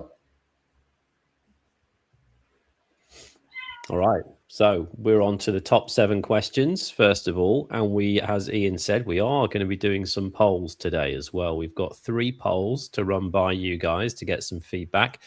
But let's go through these questions. We've had a number of questions in the chat. Been answering as many of those as I can, guys. Remember that we do a Q&A every week as well. So any questions that don't get answered from when you registered, we collect all of those questions together. I've been making a note of questions on my pad here at the side as well from the chat, and we will add those into the list and they will be answered when I do the Q&A with Ian. So let's look at the top 7 though so far. Is this process legal? And why haven't professional accountants or lawyers ever mentioned HJR 192 or the Clifford Protocol? It's a good question. You could have asked me about it, 15 years ago or 10 years ago even. And I would have said, I've no idea. I've never heard of it. It probably isn't real. I've never heard of HJR 192. I did 7 years of advanced financial qualifications I got, and it's not in any of the course material. If you go on AI or go on the internet and ask it, is HJR 192, and it might even tell you it's been repealed. But if you go and read it, it says it's a permanent order. and it is permanent reorganization. Is it real? 100% real. If it wasn't real, why would the IRS issue 600 million of confirmed wages and tax transcripts? Why would they have issued checks in 2024 in our pilot scheme that we ran, where multiple checks came out and people cashed them in, have spent them, and have never had them clawed back? So, you know, it's real.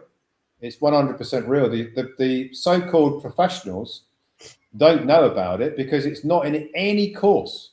I can assure you. I did accounting courses. I did money management, asset management courses. I did trustee courses. I did all sorts of things. It's not in any of them because they don't want the slaves to know about it. And that is why the so-called professionals don't know about it, because the professionals, if they all knew about it, they'd have a major choice to make. Do they stay as an accountant, or do they give it up and do their signature credit recruitment? You wouldn't have any professionals out there keeping the slaves under control, because if they all knew how it worked, I think a lot of them would give up being accountants, quite honestly. Okay. So next question. Can you explain the specific mechanics of how my signature on a bank application actually creates new credit out of nothing? Well, if you were to imagine that you went to dinner, it's like a networking event, and it's like you have a dinner and you have a table, all the people on the table, and you sat there and you don't know anybody, and then, you know, everyone has to say what they do, and everybody else on the table said they were a banker. So you've just been looking into this, right? So you ask all the bankers on your table. I'm a bit intrigued about how does a mortgage get, how is it created? And the bankers are going to tell you, well, it's easy. What we do is we take deposits from our customers, and then we lend them out and we charge interest. And you would go, well, that sounds very logical, but I'm a bit more advanced than that. Don't you create credit ex nihilo? And I'll tell you what, the bankers will not know what you're talking about. They do not know. I've spoken to many of them. So the mechanics of it are basically that the signature is a transfer of energy, and that the event of the signature, the banks take it in on their balance sheet. So they have a balance sheet. It's all negative, but they take in your deposit, your signature deposit, and they create a matching liability on the other side of their balance sheet. This is abandoned. That is the debt that they created. That debt is put on the board at zero, has a high future value. They sell this debt to the investment banks in what's called securitization. I think, Andy, you watched The Big Short recently, didn't you? And that's a very good movie to watch. Yeah. If you haven't watched that, guys, you really need to watch that. I think it was on Netflix. It's Brad Pitt and Ryan Gosling talking about the sort of 2008, 2009 crash with mortgages. But incredible how they take all of these things and just bundle them all into bonds and add QSIPs. And there's layer upon layer upon layer as well. They talk about synthetic CDOs and all sorts of stuff in there. Yeah, fascinating. Yeah. Well, the investment bankers, that's what they do. They trade human energy. And, you know, how does it work? Well, you sign something, your bank account is a signature, your mortgage contract is a signature, loan, credit card, it's all signature. That deposits your energy onto the board when you make the signature. The banks create a matching liability, ex nihilo. They then sell that because it has a very high future value. They sell it to the investment banks. The investment banks bundle it up. The securities, they bundle them up as exactly what they do in the movie The Big Short. They trade them. That's what's called hypothecation. They expand the value of that debt. They make a lot of profit, even though the profit is negative. It's still a profit in the game of Monopoly. And the astonishing discovery I made within the last 6 months is the fact that they are paying taxes on the 945 tax module for the use of your energy. And when you track it all through, and our AI system tracks it from the moment it was created your signature, all the way through until the investment bank's payer modules, their 945 modules, and everything in between. It's basically a very sophisticated system it's the IRS system called the IRMF system, tracks it all. RAI system tracks it all.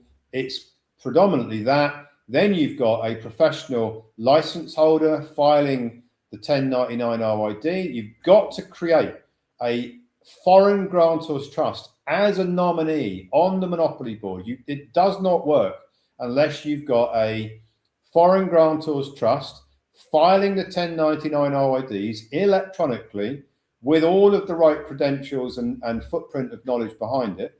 It will not work if you just file 1099 OID as a taxpayer. The nominee, a grantor trust, is what's called the holder in due course. It is the creditor. It is entitled to the redirection of taxes. And once the IRS see that, it's electronically filed. They see that it is a creditor entity, a nominee entity filing for the redirection of the taxes.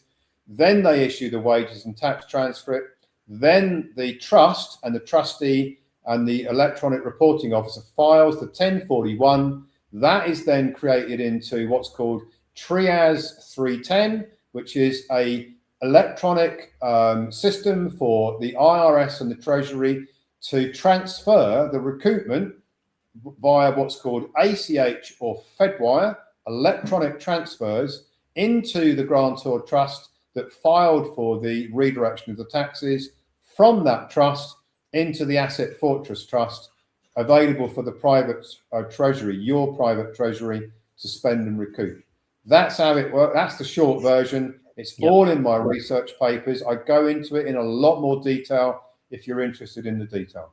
We've definitely done a longer version together. If you want to go to the ROS Media platform, you'll see that about 90 minutes where we break everything down, including that 26-digit alphanumeric number and everything in between. So next question, Ian, is if I successfully recoup the 3 million from my history since age 18, can I use that credit to immediately discharge or pay off an existing mortgage?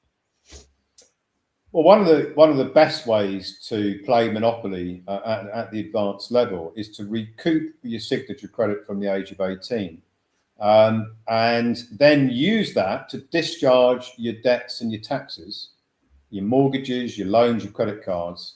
We also are making available in the near future an avatar and an AI system which will assist you in voiding your mortgage, because your mortgage, every mortgage on the planet is void. Because of what my discovery, this 26-digit reference number is the reference number that proves that the banks are debtors to you, and that voids your mortgage. But if you don't want to go down that pathway and you want to wait for your signature credit recoupment to come in from, the value from age 18, then you can, from your private treasury, discharge the mortgages, loans, credit cards, taxes. And then guess what? That discharge is the issuance of new signature credit onto the Monopoly Board, which you then recoup in the next year. So you can completely transform your game of Monopoly.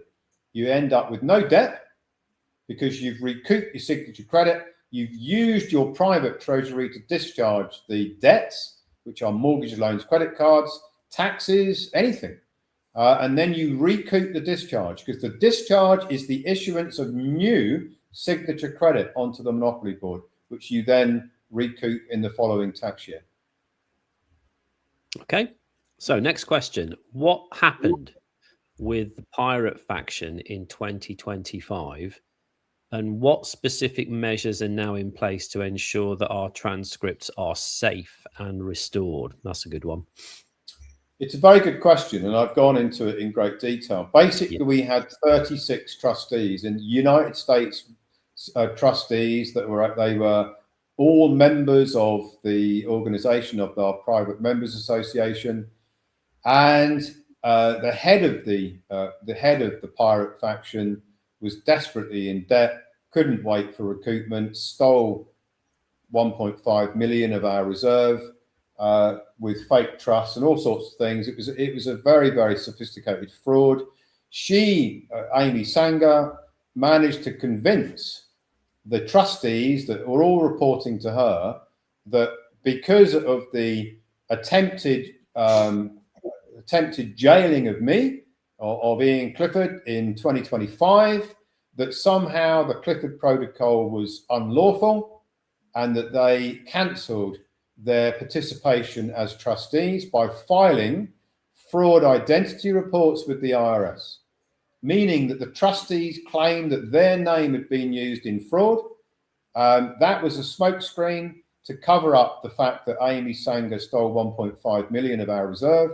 She thought she was going to get away with it because she thought that Ian Clifford, me, was going to go to jail because of the FCA's sentence.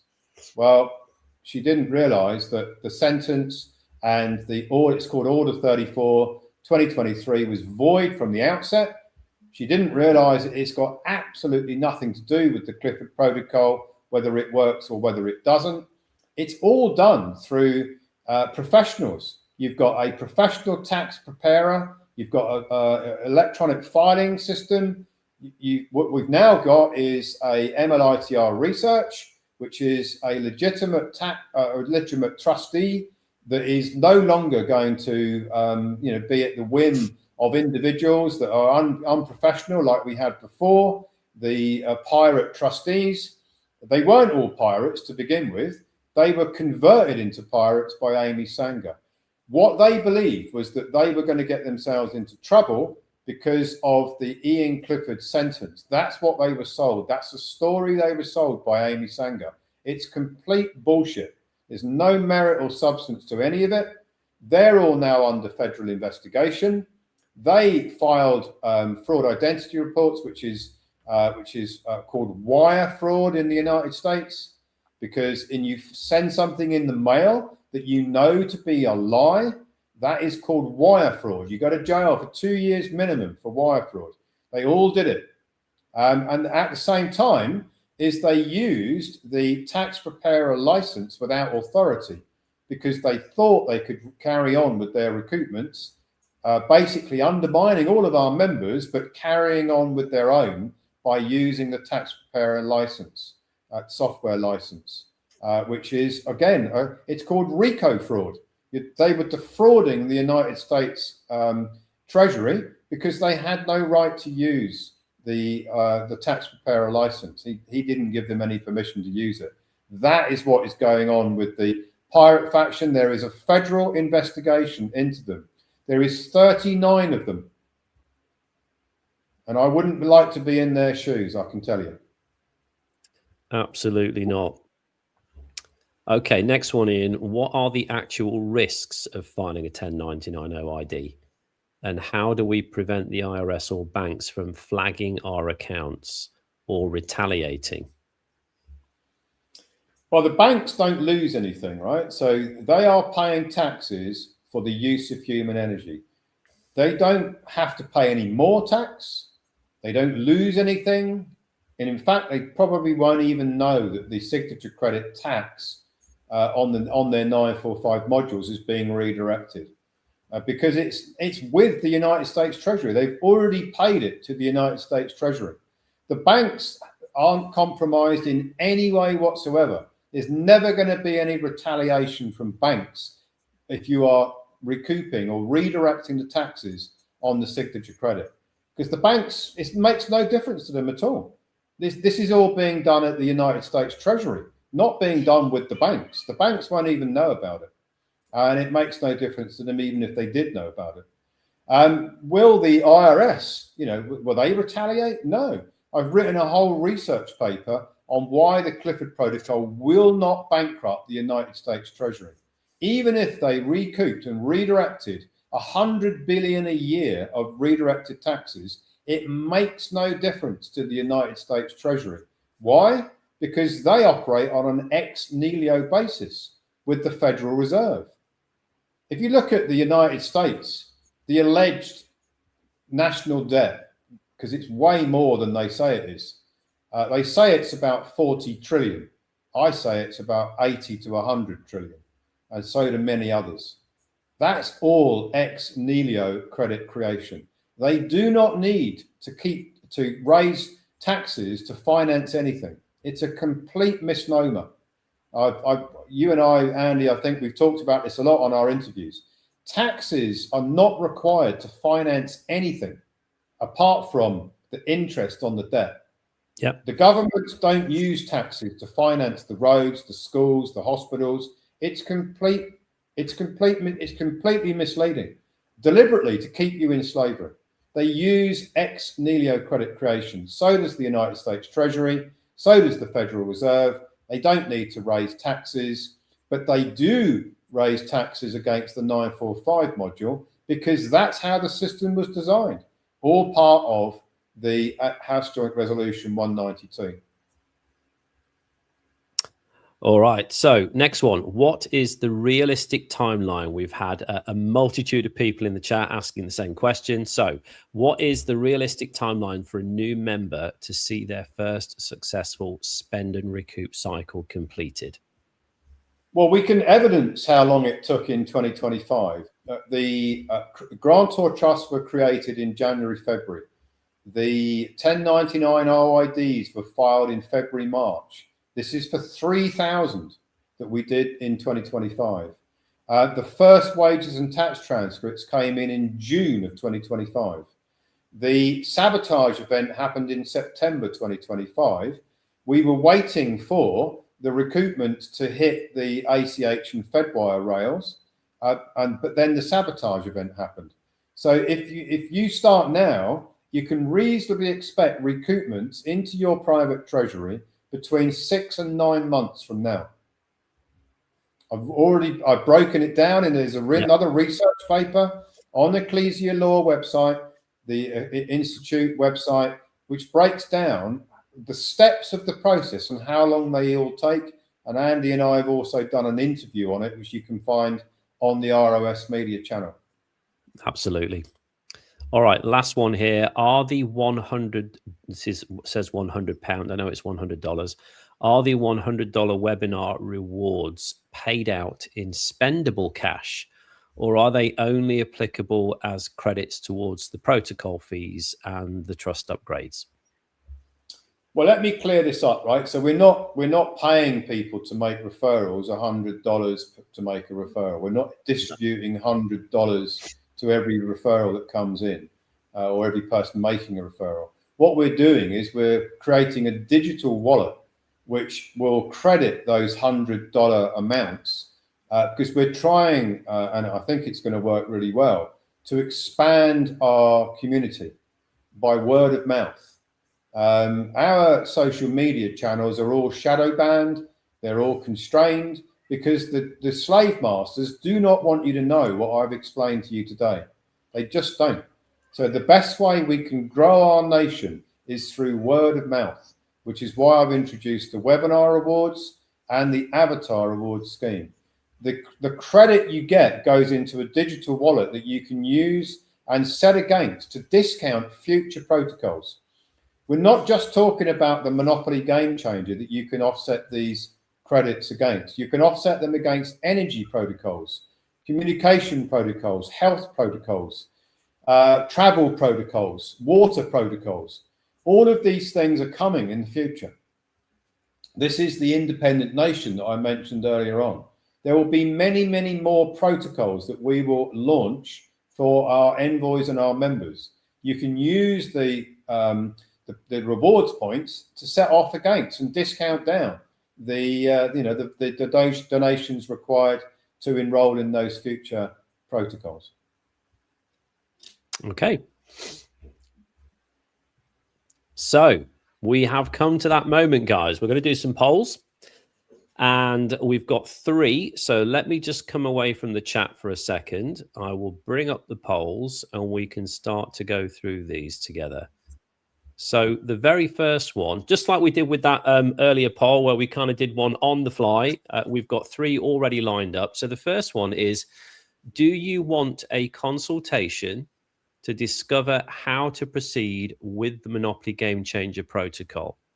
So if you can I know it says on here A, B, and C, but in actual fact, you'll see on the actual polls, it says 1, 2, and 3. So if you can type, these are numerical polls. So if you can type a 1, 2, or a 3, do not type A, B, C. It will not register. So if you can type a 1, 2, or a 3 when I start the poll.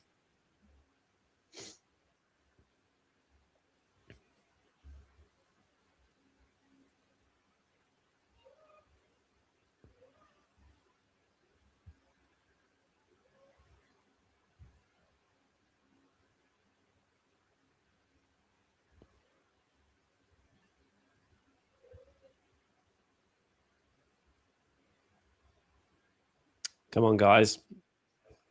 We've got a lot of you on here. It would be good if you could participate in some volume.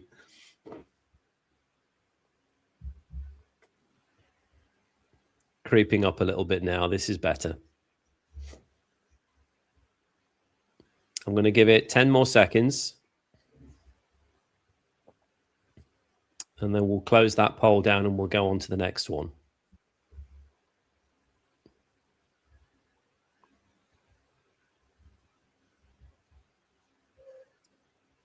Oh my goodness, we're still creeping up. All right, we're going to wrap this up in 5,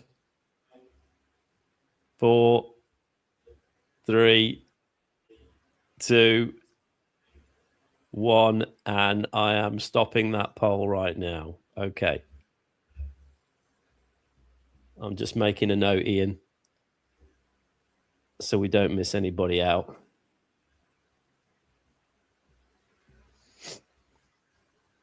Okay, so let's hide that one. And let's go to the next poll, which is if you've received an IRS wages and tax transcript in 2025, so that would mean you are part of the 600 million. Now, just to clarify that, I've had a lot of questions in the comments. How do I know whether I've received a transcript? I haven't got one of those pieces of paper like you have. The way that you will know is if you go into your members platform and you look at your journey page, you will see everything listed out in the journey, and there will be a tax transcript section there. If you click on that and you have confirmation that you've got a tax transcript for one of those years, it will say so in your journey page. Okay, you don't have to have one of these faxes from the IRS to confirm that. We will know, the filing team will know, it'll be in your journey page. Okay, so if you are one of those 600 million, the question is, do you want to upgrade and also include signature credit recoupment going back to the age of 18? So I'm going to launch that poll now. Again, please type a 1, 2, or a 3 in the chat when I launch it. Don't do an A, B, or C. And we'll leave that up for about 60 seconds. Here we go.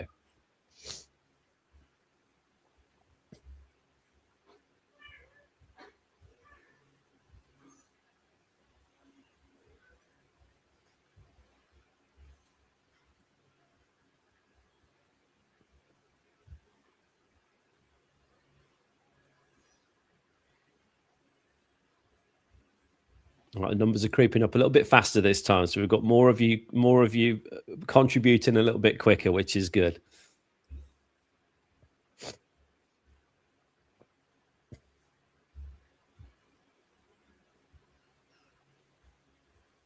And again, if you need more information, let us know. You know, if you're not quite sure and you need more information, we can point you in the right direction as to where to find that. You know, for example, one of the questions that we had today was, what information do you need to be able to recoup back to the age of 18? And that's a very valid question. You know, a lot of people are thinking, I don't know what I had going back to the age of 18, but it's not as difficult as you think, guys. It really isn't. So I'll leave this open for a few more seconds. Maybe you could answer that, Ian, while we're waiting for everybody to finish the poll. What do they need?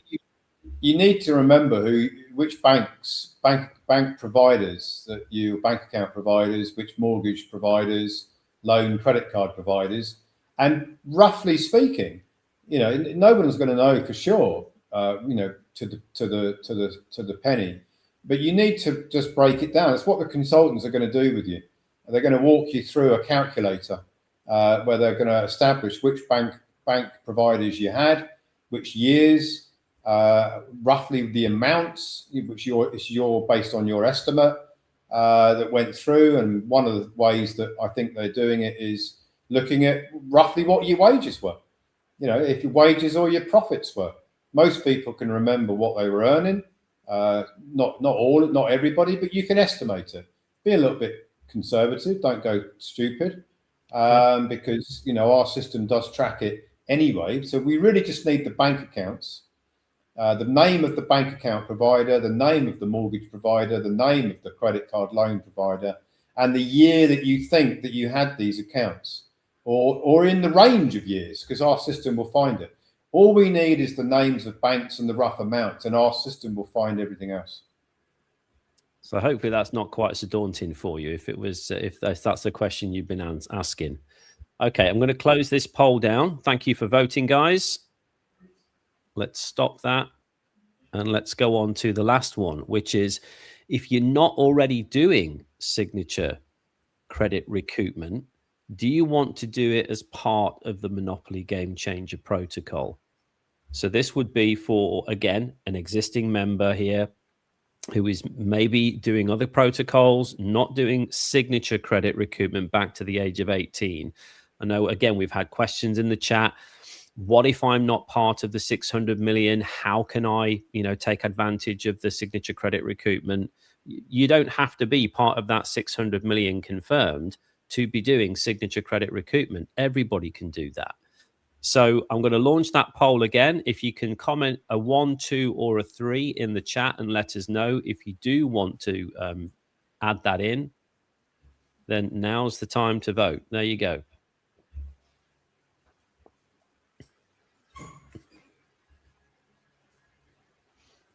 So this is for those of you who ideally don't have a transcript confirmation. We just want to kind of look at who's got one, who's not, and how many of you want to actually take advantage of signature credit recoupment. So if you've already voted on poll number 2 as a yes, please don't vote yes on this one as well, because that will kind of skew the numbers for us.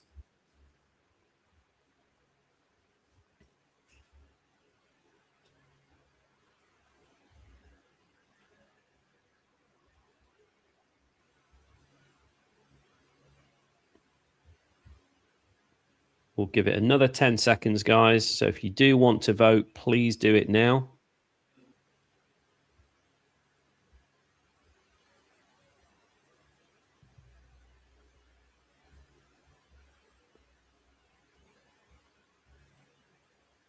And we're going to close that down right now. Thank you very much for voting.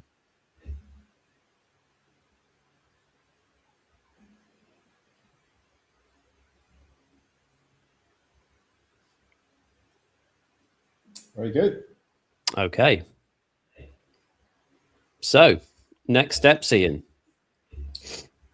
Well, if you want help with calculating what your signature credit recoupment looks like from age 18, that's what the consultation is pretty much about. It's not there. I want to stress this. I've been reviewing a lot of the consultations that our team has had in the last few months. And a lot of people a lot of new members are basically using the session as like a Q&A session, and swamping our consultants with a whole range of questions, which are actually not much to do with signature credit, believe it or not. All sorts of other questions, all about different rabbit holes, freedom beliefs, and ideologies, and all manner of stuff. The consultation isn't about that. The consultation is to calculate your signature credit recoupment entitlement, and then find a package for you that fits your budget, because we have a program where you can come in at the standard donation, or you can discount it right down. And that's all explained on the consultation. If you want more details, then consult the avatar, which will come out next week.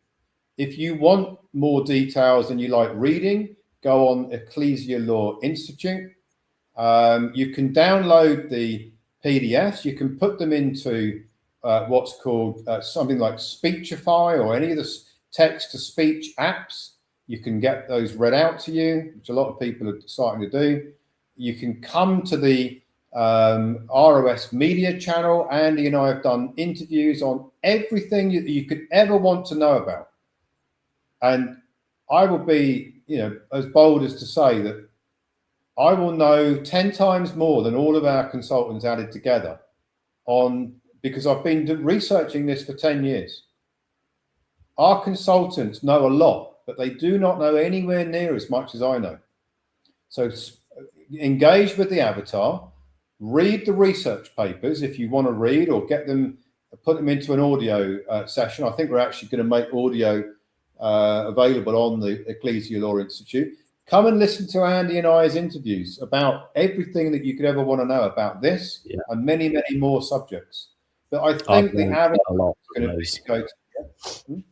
I've learned a hell of a lot just from doing those interviews with you, to be fair, Ian, because I go through the technical reports before we do the interviews. And then we're just reiterating that and making sense of that on the interviews as well. So, if I find that beneficial, then I know you guys are going to find it beneficial too. Yeah, so please don't bog our consultants down with all sorts of other subjects, which has been happening a bit in the more recent consultations. Their job is to try and establish for you what is the value of your signature credit, and then can we get you enrolled at a level that you're able to enroll, the donation level, or if not, what can we do to help you to enroll? We want to recruit 500,000. That's 500,000 envoys, members for our nation. I think that once many of you start receiving your recruitments, the floodgates are going to open up. And if I were you, I would want to be, want to be in the process already.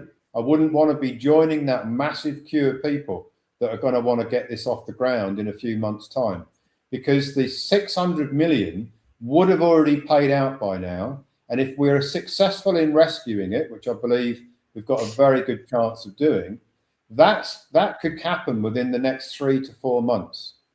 And then the floodgates are going to open up.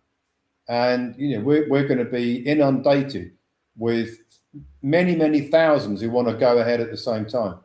So if I were you, I would book a consultation, figure out how much signature credit you can recoup. If you can't do it right now, try and do it in, as quickly as you can. If there's any way, or if you really haven't got the budget, start using the avatar. Start referring people to watch, to get involved in the avatar. Start referring people to come to my webinars. I do one every Saturday. We're going to be maybe doing more than one a week, because there's lots and lots of subjects that I cover, and earn your reward points. That's my recommendation. That's your link. I think it's in the chat, isn't it, Andy? You can. I am going to just put it all back in the chat as well. So I know I pinned it at the top, but we've had thousands of comments, literally well over 1,000 comments, especially with the polls as well. So what I'm going to do, guys, is I'm just going to grab that for you.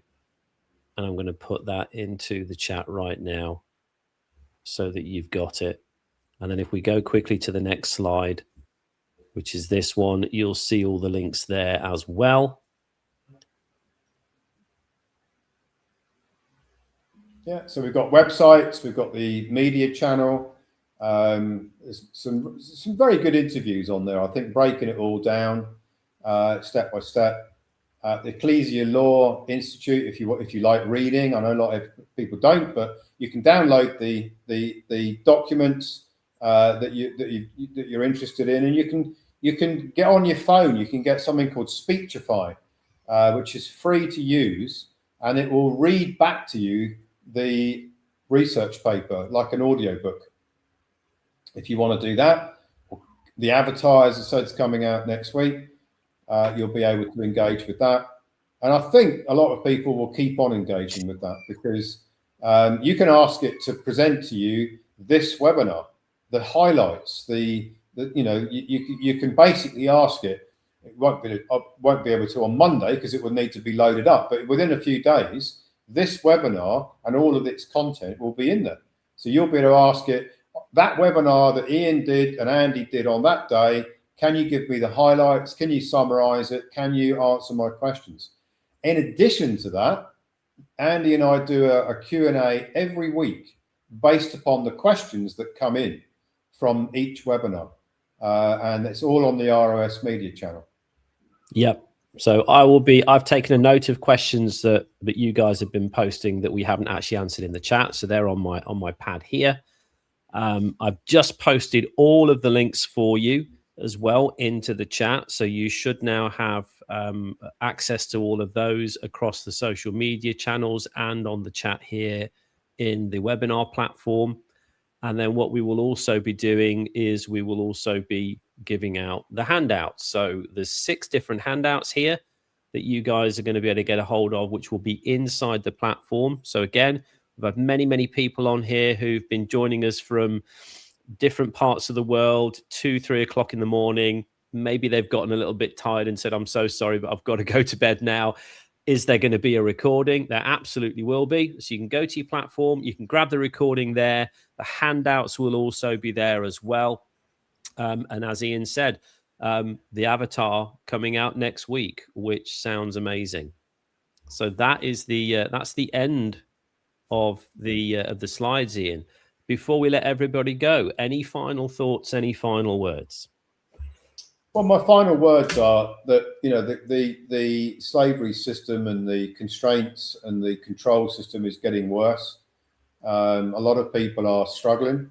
You know, the Monopoly board is a difficult game to play. For a lot of people, it's you know, it's the cost of living is a bit of a crisis for them. You know, they're struggling to make ends meet. This is, you know, I called it the game changer because it is the game changer. It solves just about every problem on the Monopoly board. In addition to this, we are working on launching AI and avatar systems for things like voiding mortgages, mortgage foreclosure, tax problems, etc., where, you know, you'll be able to manage your own cases, void your own mortgages, etc., working with an avatar and an AI system. We're running pilot schemes on those things at the moment, which are going very well. But I just want those that are tuned to our frequency, because, you know, the frequency that we're all on is to establish our own nation with its own infrastructure, in peace, with honor and integrity, and to help people to rediscover who they really are. All of us have got a genius talent. Just imagine if you didn't have to go out to work every week, every day, and run your business that you perhaps don't like. What could you do that could make a difference with your genius? Because we've all got a genius. We've all been blessed with some genius. We've all got the ability to add back and make a difference, make a positive difference. I'm doing it through the Clifford Protocol and the other protocols. What could you do if you didn't have to go out to work every week? You know, what could you do? You might want to take some time off, get it, but eventually, and I used to have a lot of very, very wealthy clients years ago who sold their businesses and then 6 months later came back to me and said, hey, bit bored, Ian, what do you think? Should I start a new business? Because I want something to do. So yeah, you may be in that category, take a rest, but then you'll probably want to do something that with your time. Not, you don't have to, of course, but that's what I want to see. We're going to be running conferences. Members from all around the world will come to them. I know they will. We did one in 2023. We had, it was oversubscribed within an hour of us launching it. People queued up outside. If we all come together with positive energy and play Monopoly the way that the game's been designed, what a difference we can make for our community. You know, we're not going to beat the cabal. There's no way we're ever going to beat them. They're too big, too powerful. They've got everything covered. But we can carve out our own freedom. And that is why I've been doing this for all these years. It's nothing to do with taking donations or, you know, trying to enrich myself. You know, I'll leave you with this thought, guys. I have built many, many systems in my time. I run a sports trading platform. It equals the trading platform that Tony Bloom, the owner of Brighton Football Club in the Premier League, runs, and Matthew Benham, who runs Brentford Football Club. My sports trading platform alone would keep me very, very comfortable, I can assure you. I do not need to do this. No matter what anybody says, I do not need to do webinars every Saturday and operate 7 days a week working on the freedom plan. I don't need to do it, apart from I want to be free and I want you to be free. And I'll leave you with that thought. Well, thank you, Ian, again, for your time, for your energy, for your efforts. Thank you guys for joining us. It's been a pleasure to host, and we've had some lovely comments as well. I have taken a note of your questions and we will answer those. And thank you for your polls as well. We take that very seriously. For those of you who are new and you want to start, we don't want that slipping through the cracks. So I've taken a note of the numbers and we'll do what we can to get the team to reach out to you.